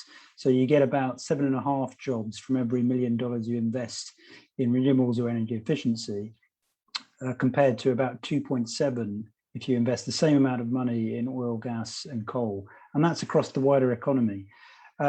The second point, I think, is about that integration. And as Evan said in his presentation, the ASEAN power grid is a really key endeavor for ASEAN as a group. And it already has the support of all 10 member states in the Economic Community Blueprint 2025. So it's progressing, and we've seen some really good pioneer pathfinder projects last year by Singapore and Malaysia to trade 100 megawatts cross-border, and just recently in the last few weeks the ASEAN energy ministers signed off the next stage of that, which is Singapore, Thailand, Malaysia and Laos, I believe, for the same amount. So it is moving forward, and I think that cross-border trading will really empower countries in this region to get the economic benefits of the renewable shift. So particularly countries like Laos, which has positioned itself as the battery of Southeast Asia. There's a bigger sort of cross-regional impact of that as well. So at COP26, we will try to launch something called a Green Grids Initiative, which is about the concept of having enough countries cooperating on the energy grid that you never lose the ability to draw on renewables. And that is a really important concept for countries in this region that are really interconnected and integrated, and it's also important for their neighbors. So I think those 2 points are the ones that I would make. It's very economically beneficial, it's cheaper, and it will support integration, which will enable the less developed countries in ASEAN to accelerate their own economic recovery faster. Thank you. Well, thank you. I think, certainly, yes. And I think that Tom and Akima-san mentioned most of what I would have said, but I think maybe I'll make a couple of just additional points. One is that we really do think that the Mekong River Commission is a key body, and that as in terms of platforms, that's one that we've really focused on trying to empower and make sure that there's enough human capital, human capacity building for them to make good decisions. And one of the ways that we've been trying to do that is through some of these exchange programs and particular data tools, technological support to help improve that as a decision-making entity, and that policy harmonization should happen through work with organizations like that. But the other one that I wanted to mention, and I'm not sure we've talked about it today yet, is ACMEX, the Irrawaddy Mekong, the Irrawaddy Chao Phraya Mekong Economic Cooperation Strategy. And I think that in terms of an indigenous kind of local platform for discussing and talking about policy issues, it's really important to empower Mekong countries themselves to be able to have platforms where these things can be discussed. And I know the United States at least is working very closely with other nations, Australia and others to look at how can we improve ACMEX and improve that capacity of that organization. So I think I take your point, Kun Supalak, that we need to have policy harmonization and we need to think about the best way to coordinate on some of these very tricky issues like energy infrastructure. And I feel pretty strongly that the best way to do that is to look at some of these existing platforms and figure out how to make them better and make sure that they have the data that they need to make a well-informed decision. Oh, thank you, Ivan, and thank you very much for mention ACMEC that formed in Thailand in 2003, and now it's almost 20 years. And good news for you, perhaps you have some room to say. I will inform that your audience and speaker here that ACMEC is now a kind of in process of the soul searching to have something to do to keep relevance to the region that will happen, because we have so many. ASEAN also has it one with Mekong, but that makes the ACMEC also now in trouble because there's so many things to do, so many Mekong frameworks, how to handle with. I mean, perhaps this is good start, even if you can suggest that things to Thailand as a lead country for the ACMEC and the other all five in the Mekong. This is only single framework that can cover everything in the Mekong, including the environmental issue as well. And thank you very much for that. And perhaps, I don't know if any official, Thai official or other official from our Mekong country in this forum have to any idea to get started with that. Miguel, are you still with us? I have a question to you. Yes, please go ahead. Yeah, because we are now sitting in the trouble of the COVID pandemic, and ASEAN member really expect ASEAN to have a crucial role, at least coordinating the plan, at least to have vaccine for us. I think many countries, including Thailand, we have shortage of vaccine, and we are waiting for also paying in the vaccine diplomacy of countries like US, China, Japan, including. And in that way, please update us what the plan implementation that ASEAN want to have us recovery from COVID-19. Thank you. Thank you, Kun Supalak. I think the additional information I can share is that the ministries of health in each of the ASEAN member states are discussing how the existing health systems in each member state could strengthen their coordination, not just to recover from the pandemic, but also to become more resilient in case there are future pandemics that will come down the road, along the road. And again, this is all under the umbrella of the ASEAN Comprehensive Recovery Framework. So on the health side, there is a huge stream of work that the health ministries, together with other entities on health, are working on, including the partners of ASEAN, for example, ASEAN +3, which is China, Japan, Korea, and also other donor organizations are working on together.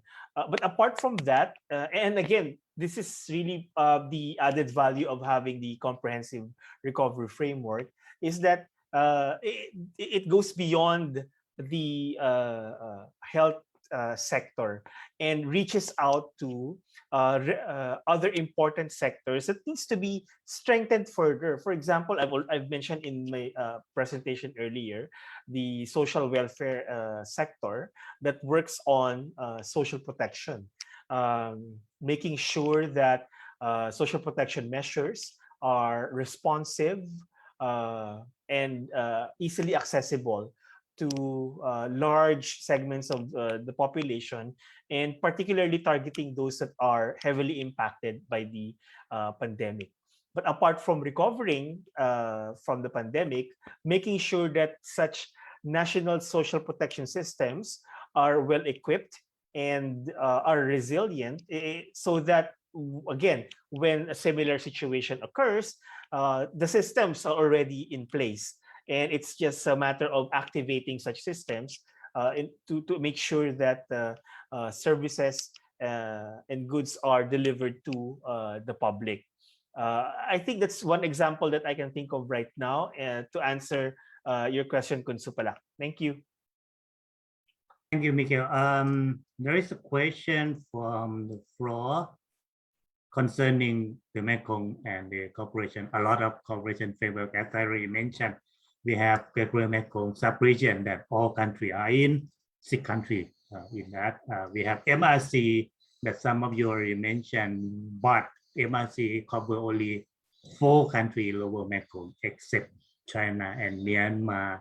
We have US Mekong Partnership, we have Japan Mekong Partnership, we have Korean Mekong Partnership here, and we have also Lansang Mekong corporations that perhaps we can say belong to China.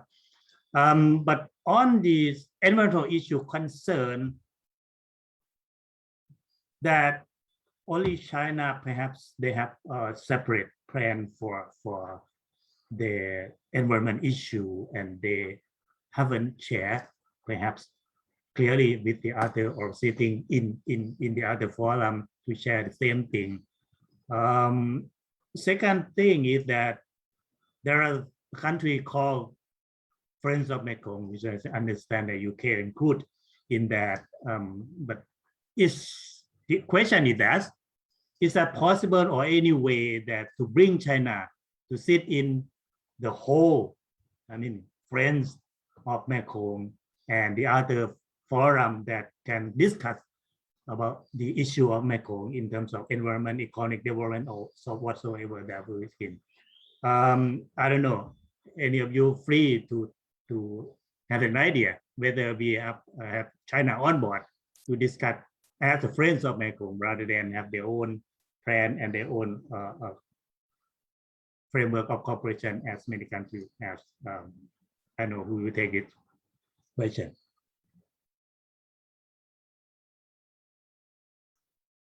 Maybe I specific to Akima-san, because you are on the you have an idea Yes. about the political. First, I understand this is not the official statement, was not the official statement place. So I can say the private point. The historically, China intend or like to do the bilateral relation. When we look at the South China Sea issue, even though there is a kind of the group of the discussion by related country about the South China Sea, but China more than sometimes or always try to do bilateral. This Mekong issue is the same thing, even though China initiated Lancang Mekong Cooperation, but this is a political framework. So a country who has a political power can have a decision-making power. So that's why we have a friend of Mekong, just the moderator said. How can ASEAN country, also dialogue partner, can make China involved or make China be involved our platform? This is an important thing. So currently, I think this is on the way the process to persuade China to join in our multilateral format and the cooperation platform. So that is the current stage. But even though our external partner says something, China also has a Chinese agenda or Chinese intention. So that is another coordination issue. Of course, the direct partner like the United States or UK or Japan have to cooperate with each other, as well as cooperate with ASEAN countries. But this means that we also have to involve China to be bringing our our platform. Otherwise, we cannot talk, or especially from viewpoint of ASEAN.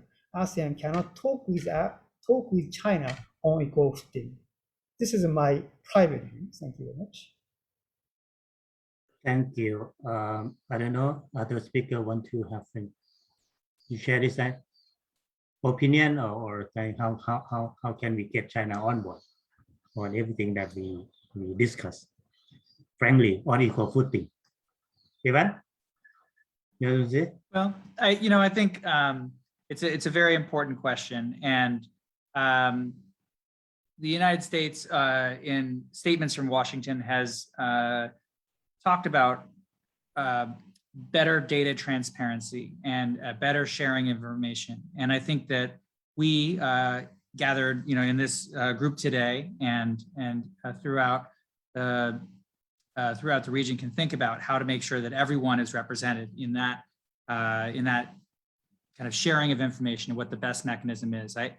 I don't think I'm quite in a position to comment on that particular way to integrate, but I think that the overall point that sharing information is important, transparency is important, and that an appropriate platform for making sure that affected parties are able to freely share their information so that we can have better informed decision makers, like I mentioned earlier, it is definitely a goal and something that we're thinking deeply about.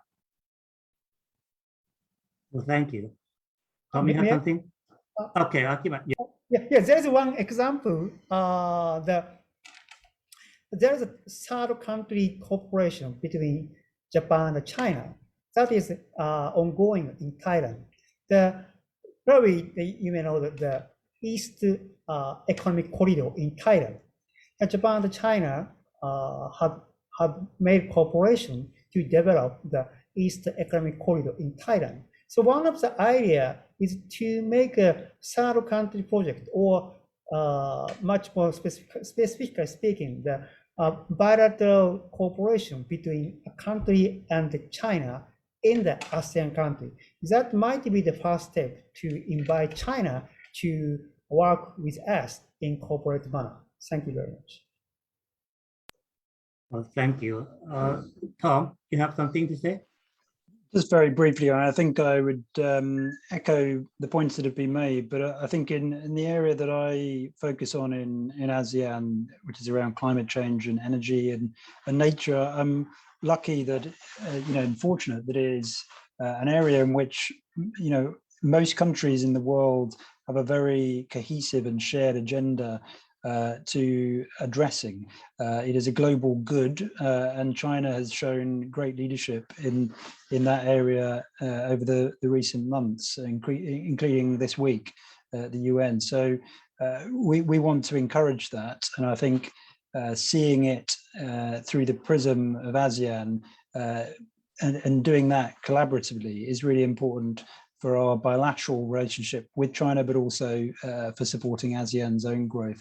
So I think the question about how to do that is really one for ASEAN itself.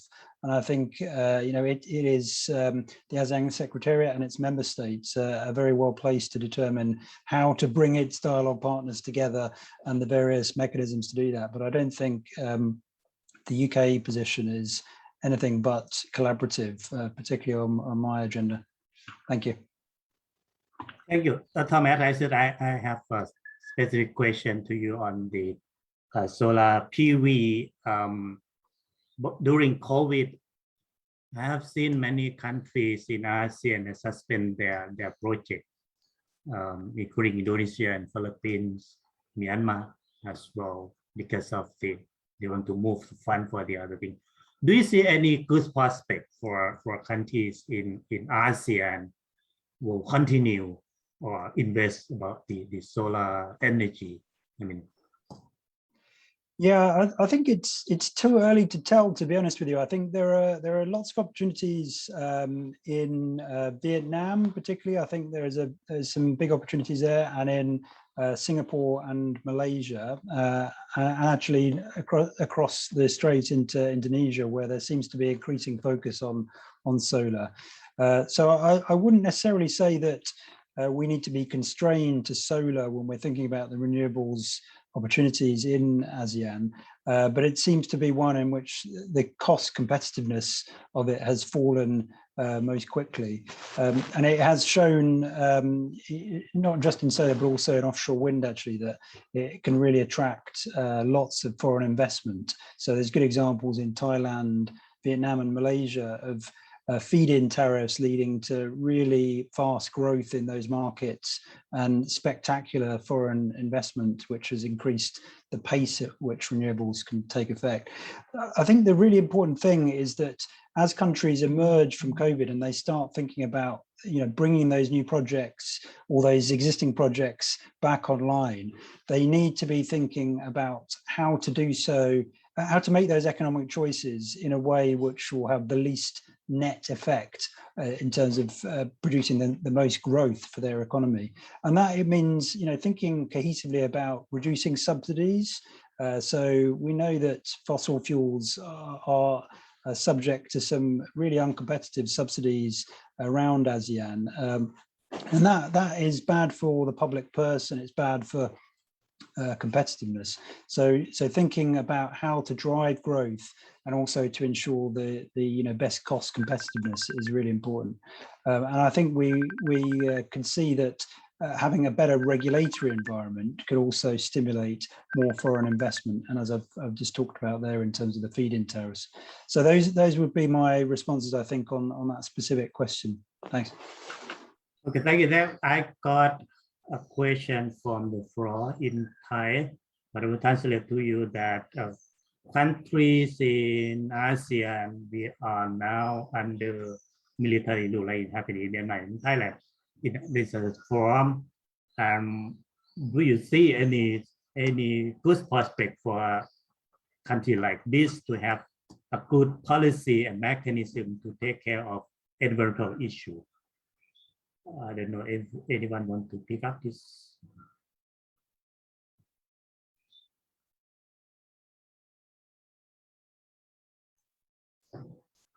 Akima, I think you're only a qualified person to discuss about politics. But the honest speaking, the ASEAN country, including Thailand, focus is COVID-19. The honest speaking, environment issue would be second priority. Yeah, of course it's important, and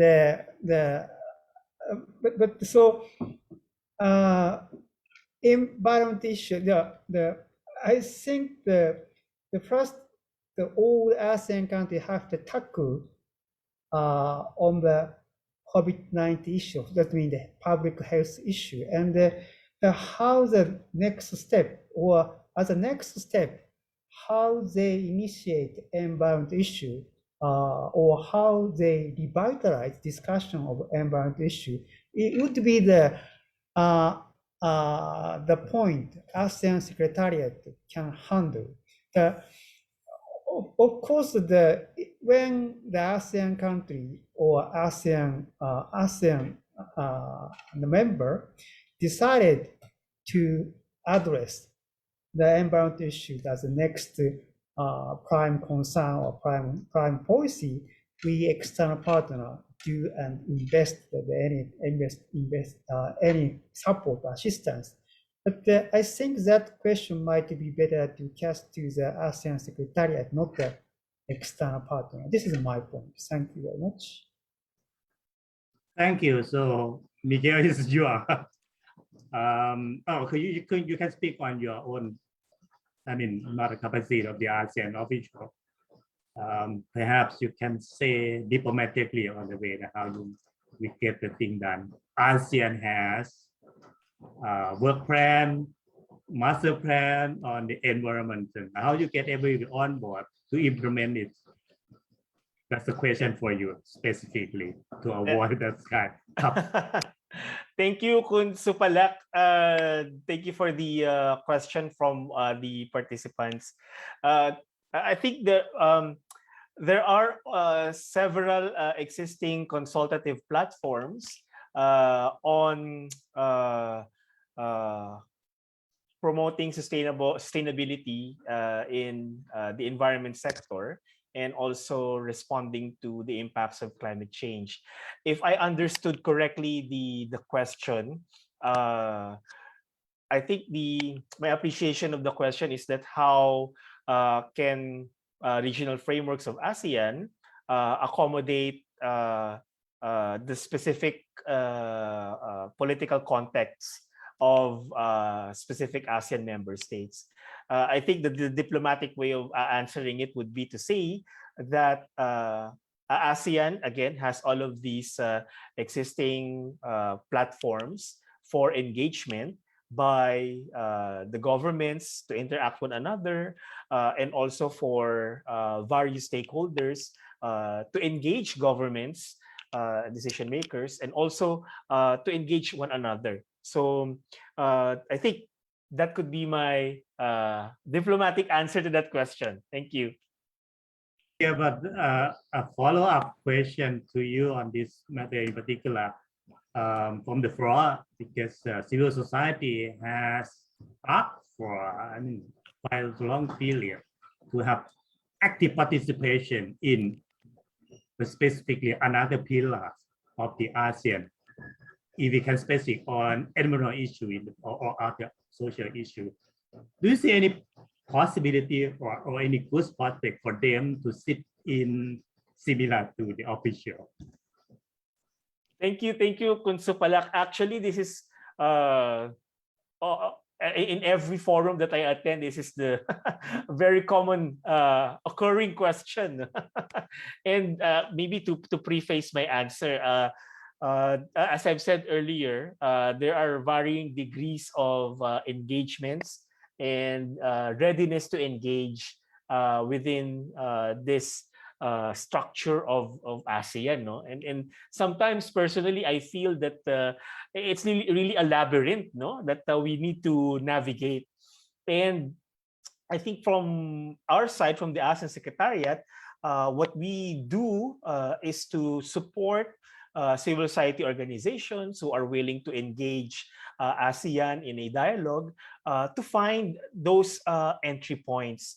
And Kun Supalak, you sort of alluded to the other ASEAN community pillars, because in the pillar that I work in, the ASEAN Sociocultural Community pillar, it's already second skin to us. It's an automatic response to have this very substantive and enriching engagements with really an array of stakeholders. And based on our observation and also our interaction with the economic community pillar and the political security pillar, we see that there are inroads or pathways.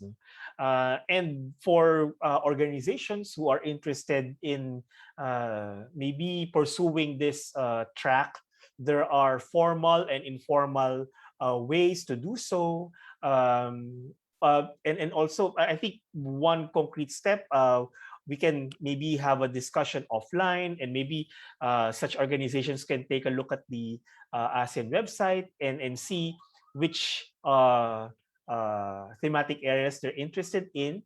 Another approach could be to study and have dialogues with organizations, civil society organizations, who have successfully sustained their engagements with ASEAN sectoral bodies through the years, because there are many of such bodies that we continue to work with, and we are working with them in the ASEAN Sociocultural Community pillar to reach out to the two other community pillars. So it's really an ongoing process. Thank you. Thank you, Miguel. Actually, we have 10 minutes left before the end of the session. Actually, myself, as my background, I can have a lot of questions the whole day, but unfortunately, I think I have to go for another business of the weekend. So within 10 minutes, I would like you all to make a conclusion on your own presentation, if you have. to make a point that what makes for ASEAN, I would not say ASEAN, we don't need to separate Mekong from the ASEAN in this sense. So what ASEAN can move on from your idea and summarize what you have already told us, your country as a partner, and in case of you, Miguel, as an organization that's sitting at the center. So how, and if possible, in short future, how we can do it. Please. Begin with your future because you start. Sorry, do I start? Yeah. Okay, thank you. Maybe I can share a couple of more points just to conclude this intervention from the ASEAN Secretariat. I think that the first one would be, as you've said, Kun Supalak, the Mekong region is within the ASEAN region, and there are existing ASEAN platforms that specifically engage the Mekong region, also the CLMV countries, but also within the broader frame of the 10 member states. So the first point would be is that there are pathways to engage those processes. And as far as I understand, those pathways are open for partnership and engagement with a host of different organizations. Second point is, again, going back to the theme of this session on imagining how the region will look like once we recover from the pandemic. And this is an opportunity really to imagine and inform in a way the development agenda of ASEAN. I've already mentioned in my presentation earlier that ASEAN is in the midpoint of its implementation of the ASEAN Community Vision 2025 development roadmap. And as early as now, the post-2025 vision is being discussed. So it would be exciting to see how different organizations, both at the national and regional level, can really be engaged to have this reimagined, so to speak, ASEAN community post-2025. And third point, and my last point really, is to for us to keep in mind that it's clearly enunciated as a policy of ASEAN to engage multiple stakeholders. And of course, you might say, oh, Miguel, that's just something written on paper and it's really difficult to implement. And I would agree. And sometimes within the ASEAN Secretariat, we also find it difficult to implement such a provision. No? But the important thing is that it's there. It gives us the mandate to pursue partnerships, and it is something that we all can hold on to as we move forward to recovering from this pandemic within the region. So with those 3 points, Kun Supalak, I think I'll end my intervention. Thank you. Thank you, Miguel. And Akima-san, now the floor is yours. If you have anything to highlight. Thank you very much for giving us a final point. Yes, yeah. What should ASEAN do in the next? Always speaking, the ASEAN direction should be decided ASEAN, of course. But when we look at the last 10 years or 20 years, ASEAN has a problem of the division between some group and some group. When we took a look at the South China Sea issue, as well as this year's Myanmar issue, honestly speaking, the ASEAN has a problem of splitting or division of the member states. So I think that this is an ASEAN internal issue, how they decide or how they choose a course of ASEAN as a whole of the 10 countries. But as far as the ASEAN 10 members follow the ASEAN values, such as adapted and ASEAN outlook in the Pacific, including the rule of law, transparency, and openness for free and fair economy. Japan, as external partner, will cooperate as maximum as possible. And I may say that Japan has a 50 years unwavering tradition to cooperate with ASEAN, anchored by heart to heart and based on sharing the value. And also, next step, I think the policy connectivity would be one of the keywords. So even though currently ASEAN has something the problem of the division between two or some, but I have no doubt ASEAN can find out the way to the next stage of the concrete or very strong cooperation body in the Southeast Asia. Thank you very much. Thank you, Tom. You have something to highlight before leaving? Yeah, thank you. I mean, I've really enjoyed being on the panel with far more eloquent panelists than me, and they've summed up, I'm sure, better than I will. But I think I just wanted to end on a point of optimism. So, you know, the way that the UK sees this is, you know, green recovery is the prism through which we will look at the whole post-pandemic period. And you've seen all of our policy in the UK domestically, but also internationally shift in that direction, and summarised by our Prime Minister at the UN General Assembly this week. So that is a very clear opportunistic sort of focus, and we feel very optimistic about that. There's a huge amount to do, and COP is a really important moment. And I think we recognise that many countries in this region are still in the midst of COVID, some in the fourth or fifth waves of COVID. But what is very clear is that the economic projections for ASEAN are that it will rebound very quickly, return to growth faster than much of the rest of the world, and on a very steep growth path, same trajectory as it was pretty much before COVID came along. So that is a huge opportunity for economic and industrial renewal. You think about ASEAN's pivotal nature in the global economy, and the fact that all of the major industrialized countries, the US, China, Japan, the UK, the European Union, are all thinking in this way about a massive transition towards green future post-pandemic. That gives ASEAN a really important opportunity to seize that agenda.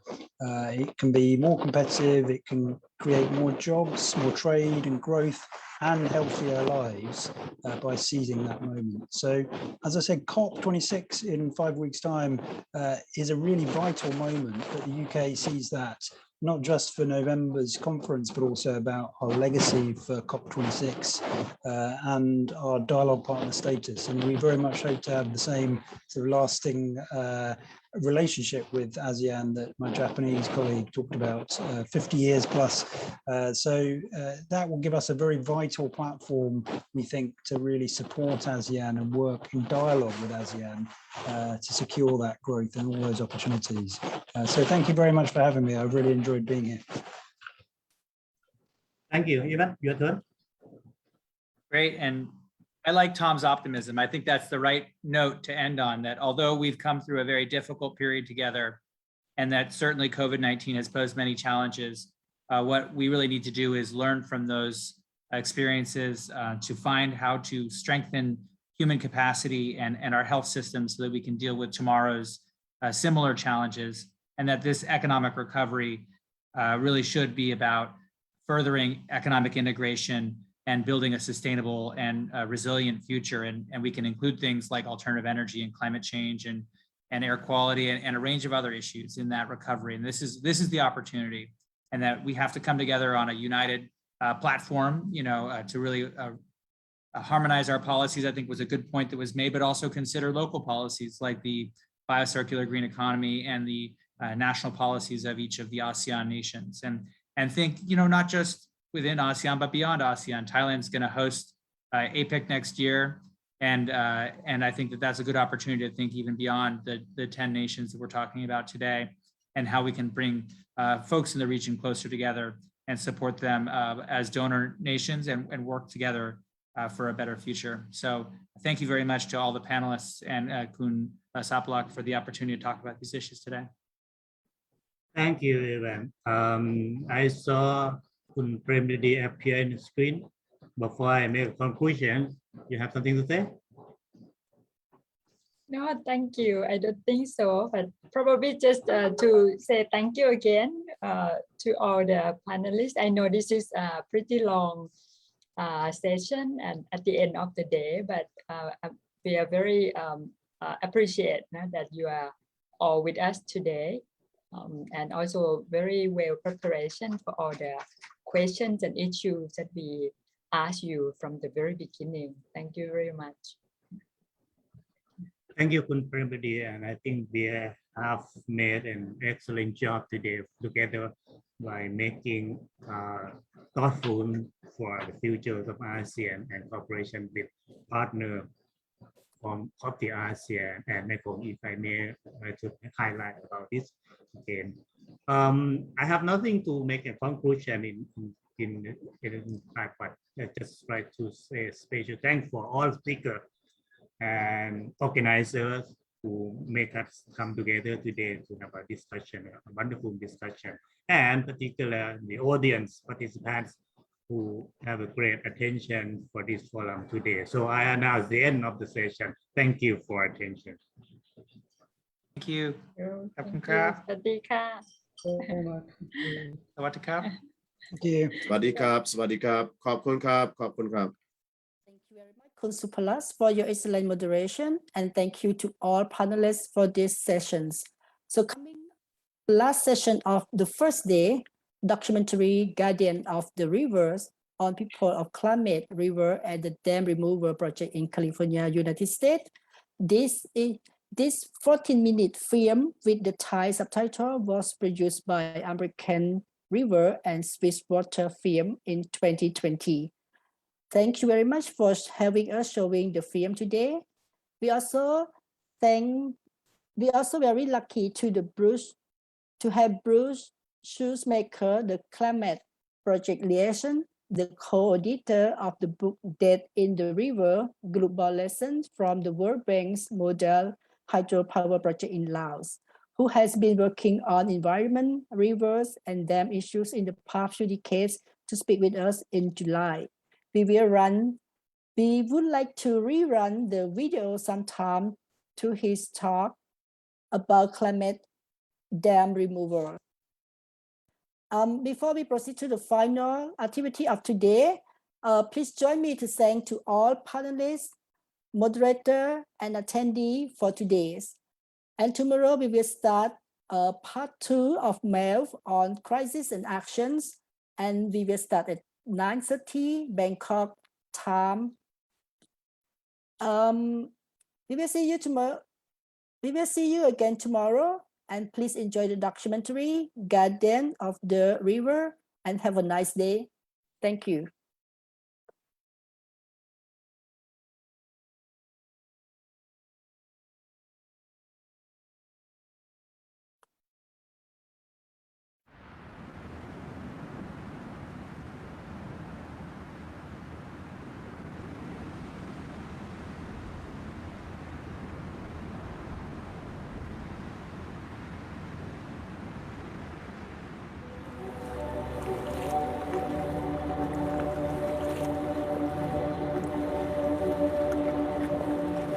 Everything around us, it's all tied into this one beautiful place.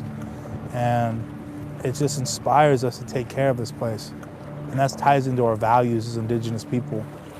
If you take care of yourself and make sure yourself is healthy enough to take care of your family and make sure they're taking care of themselves, then it should inspire everybody to take care of the land that we all need.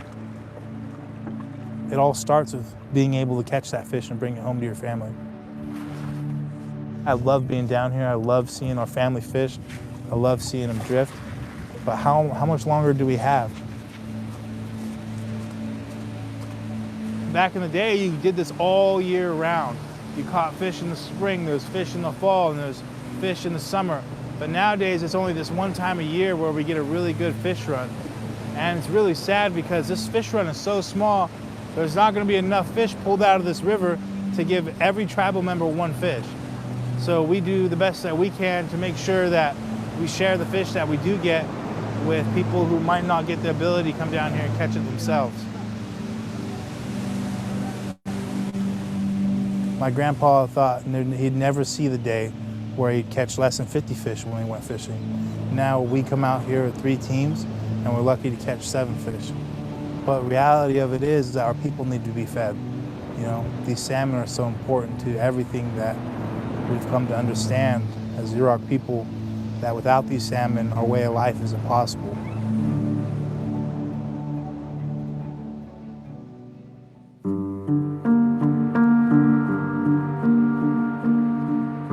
Being a Yurok person, the river is our lifeblood.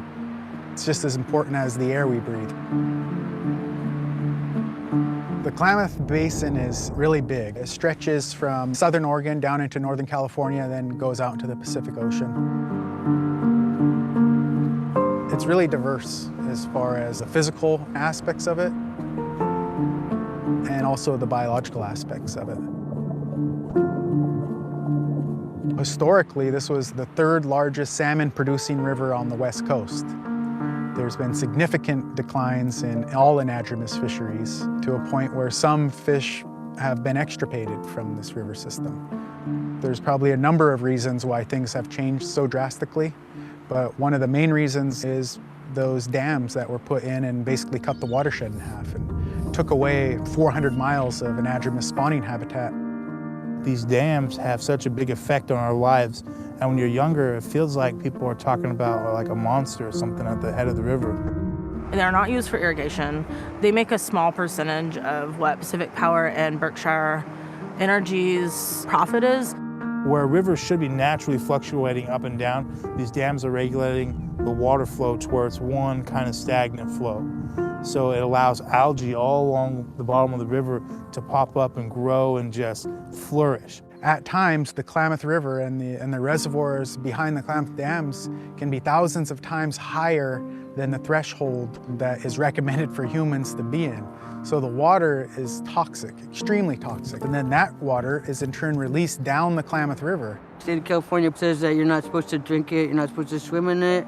If you let your animals drink it, they possibly die. You come out with sores. It's just become a part of our norm, which it shouldn't be.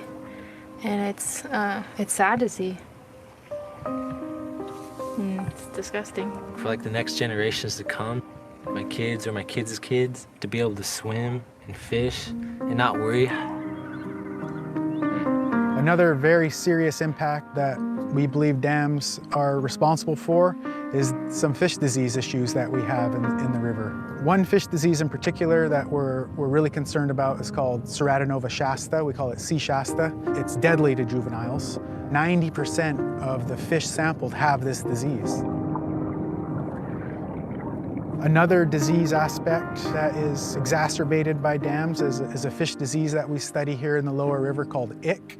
It's a parasite that attacks fish gills. Dams warm the water unnaturally, and so warm water can lead to delays in migration here on the lower river, and we can get congregations of fish, and congregations lead to stressed out adult Chinook salmon, and stressed fish are susceptible to diseases. Ick is responsible for the 2002 Klamath River fish kill, where we lost over 60,000 adult Chinook salmon as they were returning upstream here. It was the largest salmon die-off in United States history happened right here on the Klamath River. It was the saddest part of my life. So we believe the fishes are relative. So we're here to take care of them like they take care of us. Every year there's this fear that builds up in us, right? That we're gonna see those fish, you know, floating down the river dead and stinky again. And that hurts so much. That's basically what started Klamath Justice Coalition and us getting together to start this campaign to undam the Klamath. We've worked really hard for a long time on this, and man, it feels like we're just right there at the finish line to get these dams taken out. We've dedicated years of our lives, our young lives, to give opportunity for the next generation to live on a healthy, dam-free river. Unfortunately, we've had to raise our children in this way to have to fight for what we live for what we believe in. Not because we want to, it's because we have to, right? It's an obligation for us to take care of this place, to take care of us.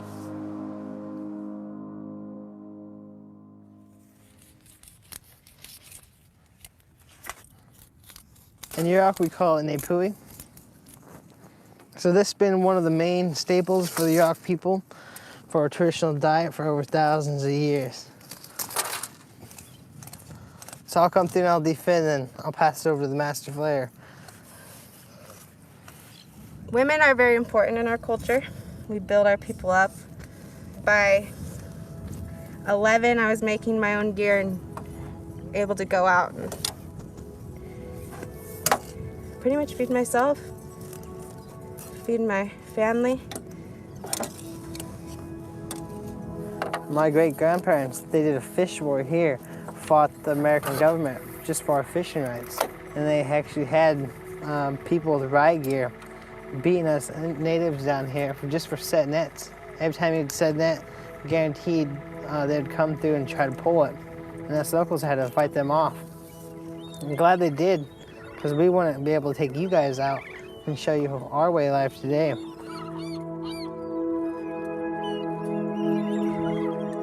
It's something that affects us every day because I can't just go to the grocery store and buy some salmon. I grew up with the gas station, like eating at a 7-Eleven every day. I don't think very many people could live like that.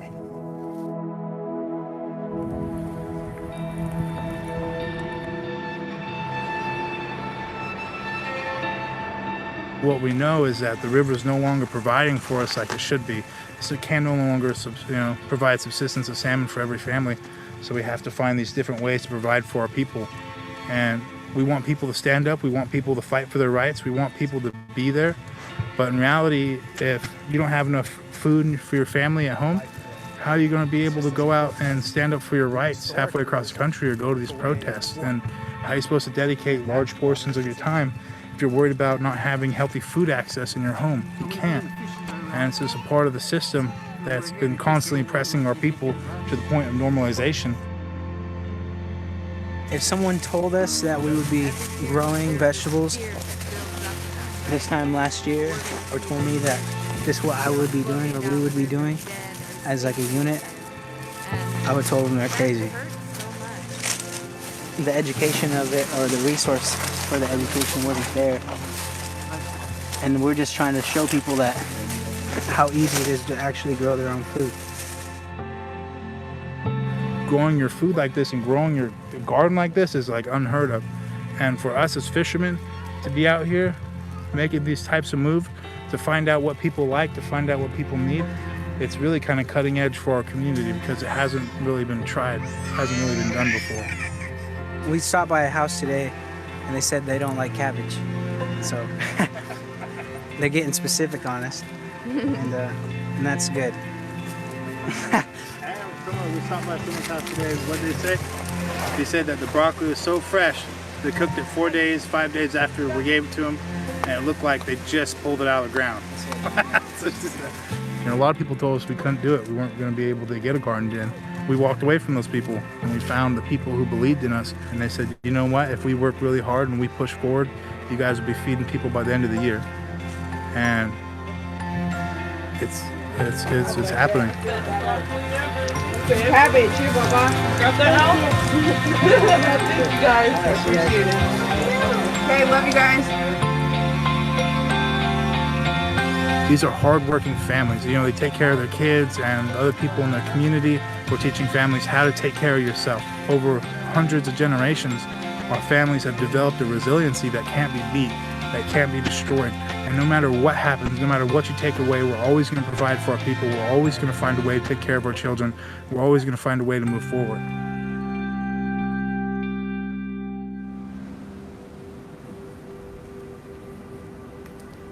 this river is our umbilical cord, what feeds us and what nurtures us. This reciprocal relationship that we have with it. I would do anything for this river, just like I would my own children. Like, I would die for it. I would do anything before I would give up on it. There was a generation before me who dedicated their whole lives just to make sure that these dams were removed. We must never forget that these salmon are more than just creatures of the water. They are people just like me and you. They wouldn't give up on us. We shouldn't give up on them.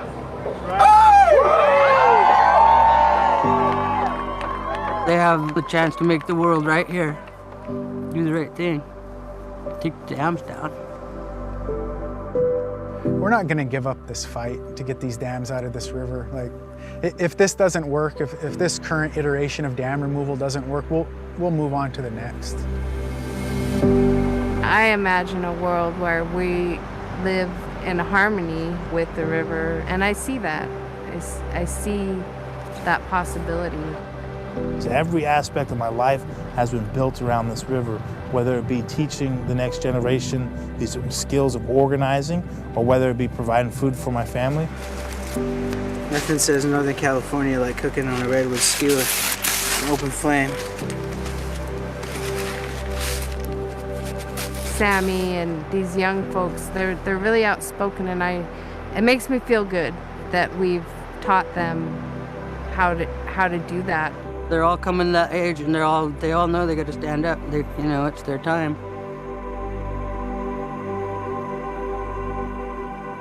You guys are doing the ancestral guard, the food sovereignty. Like, that's a slap in the face of all these systems.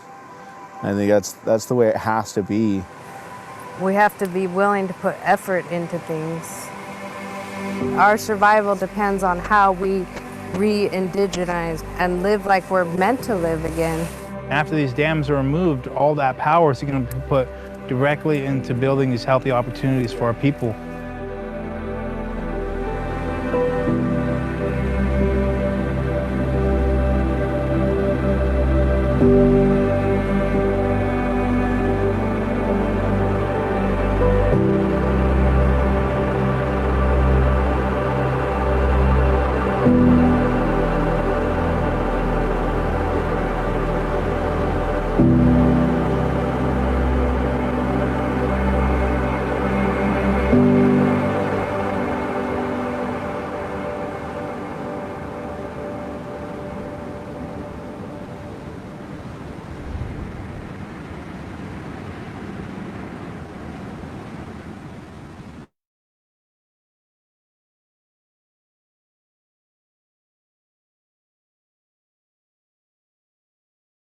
Speaker, Captain Bruce Shoemaker, who's joining us from a very late hours in the United States. Bruce, of course, is an independent researcher, is well known for his work on Laos, and you have spent time in Laos and have written about hydropower issues and other issues concerning Laos as well. Of course, Bruce also have this unique, again, experience in the United States about the Klamath dams in Oregon. So I think there's a few things here which he can share with us. His experience in Laos, but also this, the largest dam removal in the US history issue with the Klamath as well. So Bruce Cup, please. Okay, well, thank you very much. I appreciate the opportunity to be here, and looking at the screen to see a lot of old friends listening in. I wish I could see you all in person instead of from the other side of the world. So yeah, I was gonna just summarize a little of my work in Laos and kind of where I see hydropower in Laos right now. And then maybe talk about something that could be a little more inspiring, which is the situation that, where I find myself now in far northern California and Oregon. So I am in a, let's see, let me get this up here. and so anyway, I'm going to first talk a little bit about kind of how we got here with hydropower. And as you might know, a lot of the history of hydropower came from about 100 years ago or more, where dam building really started in the United States and Europe, some other developed countries. And we were, you know, you see some of this now, I think, in places like Laos, where the developing hydropower was seen as a big symbol of national development. You know, a patriotic, nationalistic activity. And you know, this is actually from a record album from a famous folk singer, Woody Guthrie, who in the 1930s sang about hydropower dams, kind of to inspire Americans to support it and think of it as a patriotic, important activity for national development. So, you know, during the Cold War period, the US and other Western countries, somewhat through the World Bank and other multilateral groups, began promoting large hydropower to developing countries. And actually, I don't know if everybody knows this, but in the 1970s, it was the US Agency for International Development that first did studies of the mainstream Mekong dams and was, you know, moving towards studying them and possibly supporting dams on the mainstream of the Mekong, and did some early plans and design work for them. And then the World Bank also supported the first large hydropower project in Laos, Nam Ngum, and but then all those plans sort of got delayed or stopped by the you know, by the changes of government in 1975 in Laos and the region. So, you know, as hydropower began to be promoted and went to developing countries, we started to see a lot of the problems with it around resettlement, livelihoods, human rights violations, and so we started to have protests emerge against hydropower in the 80s. This shot's from India, but as those of you in Thailand know, that also in the 80s and 90s became a big feature in Thailand with opposition to Bak Moon and other projects. So after that series, you know, and the World Commission on Dams, which criticized hydropower extensively, the World Bank wanted to stay in the game with hydropower, and they promoted Nam Tun 2, which was approved in 2005 as a new model of hydropower in Laos that would have positive social and environmental benefits. And so they did a big public relations campaign on having their first big new model of hydropower be in Laos. And it's interesting because, you know, they chose a country to do their new model where people did not actually have a right to say no to it. But yeah, it had a lot of rhetoric about public participation and consultation, and that this would be a great new model.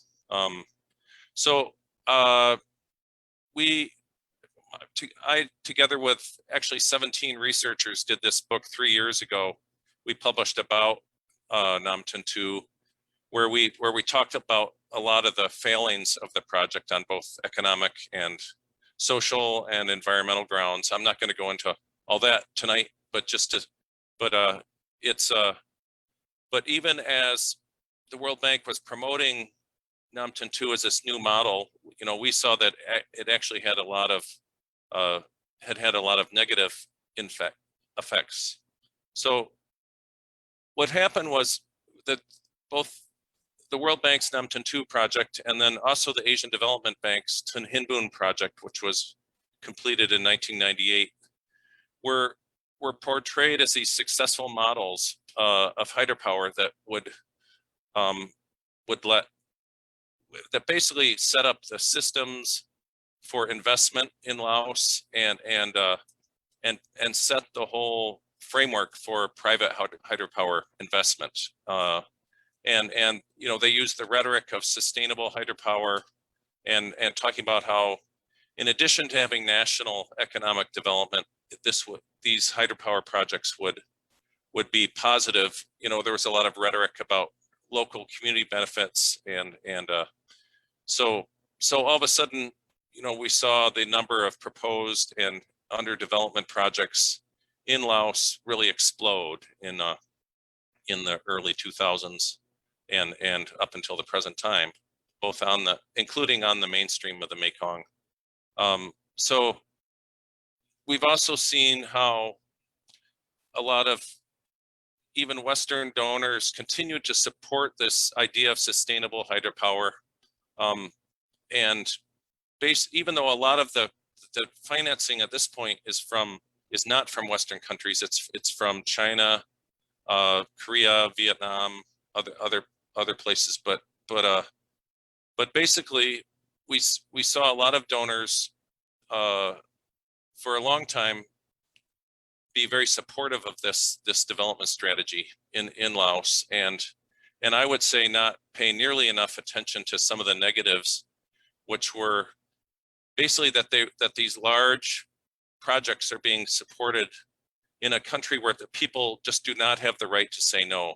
You know, there's no right to say no. You can't complain or say no to these projects. We also have seen a lot of poorly implemented resettlement and not enough attention to what happens to people's fishery-based livelihoods. And then we also a lack of capacity in the country for proper regulation or oversight. And I think we can, I think Premier Rudy will talk about Sapien Saenam Noi, but that's certainly what we saw happen there 3 years ago. So when I'm looking at this from the perspective of villagers and what has happened to village communities that have been near the sites of these hydropower projects, and one right from the point when environmental impact statements are done and the first environmental assessments are done, there's a lack of recognition of traditional livelihood systems. The fact that most people are dependent on fishing, they use the wetlands, they use the forests that are all often lost with these projects. And so a lot of my early work was looking at downstream impacts, the fact that not all the impacts of a hydropower project are right in the reservoir area where people have to be resettled, but it's also about their livelihoods, especially the fisheries, the migratory fish issues. But we've also seen what resettlement assistance does occur focuses on infrastructure, like things that are, can be contracted and built, like schools and roads and houses. And, that's where a lot of the money is, and officials are able to make, be involved in these construction companies and make money on it. But there's very little recognition of restoring livelihoods that people had when they get displaced by these projects. And we've both seen that in this emergency that's occurred with Sapien Saenam Noi, and also with just the other ongoing projects that you have very, very little concern about compensating for fisheries or livelihood losses. So there'll often be some nice houses built, maybe kind of nice, but there's very little compensation or any type of mitigation for the loss of people's fisheries and livelihood losses. And as anybody who's familiar with Laos knows, if villagers complain, they can get in trouble. Two colleagues of mine just recently wrote a paper that I think I would point to as a good summary of what is going on with hydropower in Laos, and they express a lot of the same frustrations I've had with trying to do things, because it just doesn't seem like, however many capacity building projects, institutional strengthening you know, donors love to put money into these projects, like for training, study tours for government officials, but none of it actually seems to be working because certain people are making too much money on it. And so it's extremely difficult to see how to stop this this very fast rush to hydropower and these ill-conceived projects without some real fundamental reforms in how decisions are made in the country. And I think donors could do a lot more than they have. I'm very glad, Kun Montira, to hear that UNESCO is trying to do what it can. A lot of the other donors need to do more to try to put some pressure on, because scientists, researchers are not listened to, and local people are not listened to right now in Laos. So it's a very difficult situation to see how to get better decision making among, you know, within the Lao government. You know, I went to my first meeting on Nam Tantu in 1991, if you can believe that, a long time ago. And so I've been following this for a long time, and it's very difficult to see a positive outcome right now of what can happen. Anyway, I do want to talk a little bit about something that could be a positive inspiration, I hope, for the future, is that at the same time that hydropower is being developed very rapidly in the Mekong region, we're seeing in other countries that there's a really big reconsideration of the costs and legacies of these projects, and in both in the United States and in Europe now, we've seen hundreds and thousands of small weirs and dams removed, basically when they've outlived their usefulness, and they have been part of really a growing movement to look at the importance of rivers. And a lot of it has to do with fish. And in the United States, it has to do with a species called salmon, which is a very popular healthy food for people. And it's also been the basis of livelihoods for many indigenous communities for many, you know, historically. And so what happened was, in the 1920s and 30s and 40s, all these dams were built in the United States and in Europe with no consideration, just very similar to what's happening in Laos or the Mekong region. You know, they just did not really study or really care about the impacts on native communities. And so there has been, you know, when I moved back from Southeast Asia and moved back to the States, I found myself very coincidentally in this region of far northern California and southern Oregon, where the Klamath River runs. And this was one of the most important salmon producing rivers in the Western United States. And in starting in the 1920s and up to the 1960s, there was four dams built on the mainstream of the Klamath River, and it had a huge negative impact on salmon fishery, together with agricultural diversions this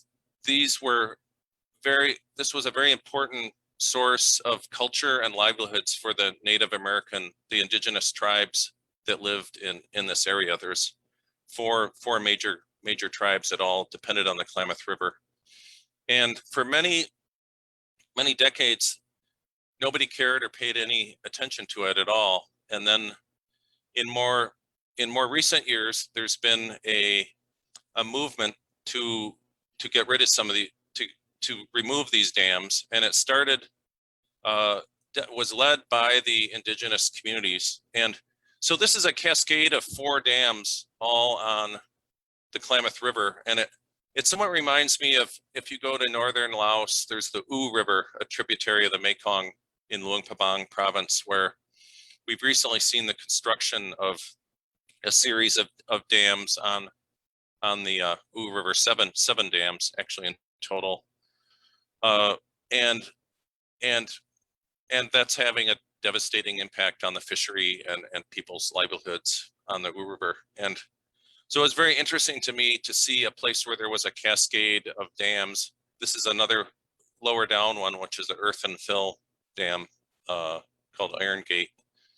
So there's 4 large dams here, and there's been a campaign that took more than 20 years, led by the indigenous tribes, to ask for these dams to be removed. And we've now are on the track to success. They're not out yet, but we have there's a plan for them to all be removed. Starting in about 18 months, a year and a half, will be the actual physical removal of these 4 large dams. And it's it's sort of an amazing story how this happened. And it relates to a number of factors that are present in the United States right now. One is that it was the tribes, the indigenous people themselves, that led the campaign as they became more empowered and aware of how to try to influence policy. It was the indigenous groups themselves who led this campaign. But this happened also as part of a wider cultural change in the United States, where the plight of Native Americans, indigenous people, became more widely recognized. There's sort of a cultural shift where there's just more concern about social justice and human rights for indigenous communities. So they were able to use that sort of change in the culture to promote the idea of this as a social justice issue, that their communities depended on salmon for their livelihood and their culture, and the only way to get that back was to remove these dams and let the fish run in the river again. So, but this was not an easy thing. It's been a campaign for more than 20 years at this point, and it was a very interesting campaign. The 4 dams are owned by a private company, a power company, and so the campaign focused on both government officials, but also on the company itself. And every year they would have people from the tribes went to the stockholder meeting. They're owned by the company is owned by a American billionaire, Warren Buffett, and so they would go to the annual shareholder meeting and have a big protest demonstration outside. Now, these are the things you can do in some countries, but obviously this wouldn't work in Laos right now. But another big aspect of it was coalition building. They got environmental groups to join the fishing industry off the Pacific coast, which was dependent on salmon and had been impacted by the loss of the fishery. And also some of the farmers who were actually because these dams weren't used for irrigation, they're just used for power production. So they were able to convince some of the agricultural community that they'd be better off and have more water for themselves if the dams were free and fish could survive. Another technique that was used was environmental regulation, and California had over decades they'd increased their standards for water quality, and these dams were creating a lot of bad water with algae and water that was too warm for fish to survive in once it got released. Anyway, I'm just kind of starting this research. This is the Bak Klamath, the mouth of the Klamath River. And it's what I'm interested in looking at is just how dam removal just the fact that dam removal is starting to be is happening. This is going to be the biggest dam removal we think in the world for large hydropower dams. But it's not going to be the only one. There's already plans to take out some ones that will be even larger than this on another river in maybe 3 or 4 years. So I've been trying to look at how this could be inspiring for people in the Mekong. I think for decision makers, it's important to know that this whole hydropower industry is being reconsidered now, because so many of the bad effects were just ignored and not thought about when these dams were built. And now 30, 50, 80 years later, it's very clear what effect they've had on the environment and on people's livelihoods. So hopefully we're going to see some change, and that this will just be the start of a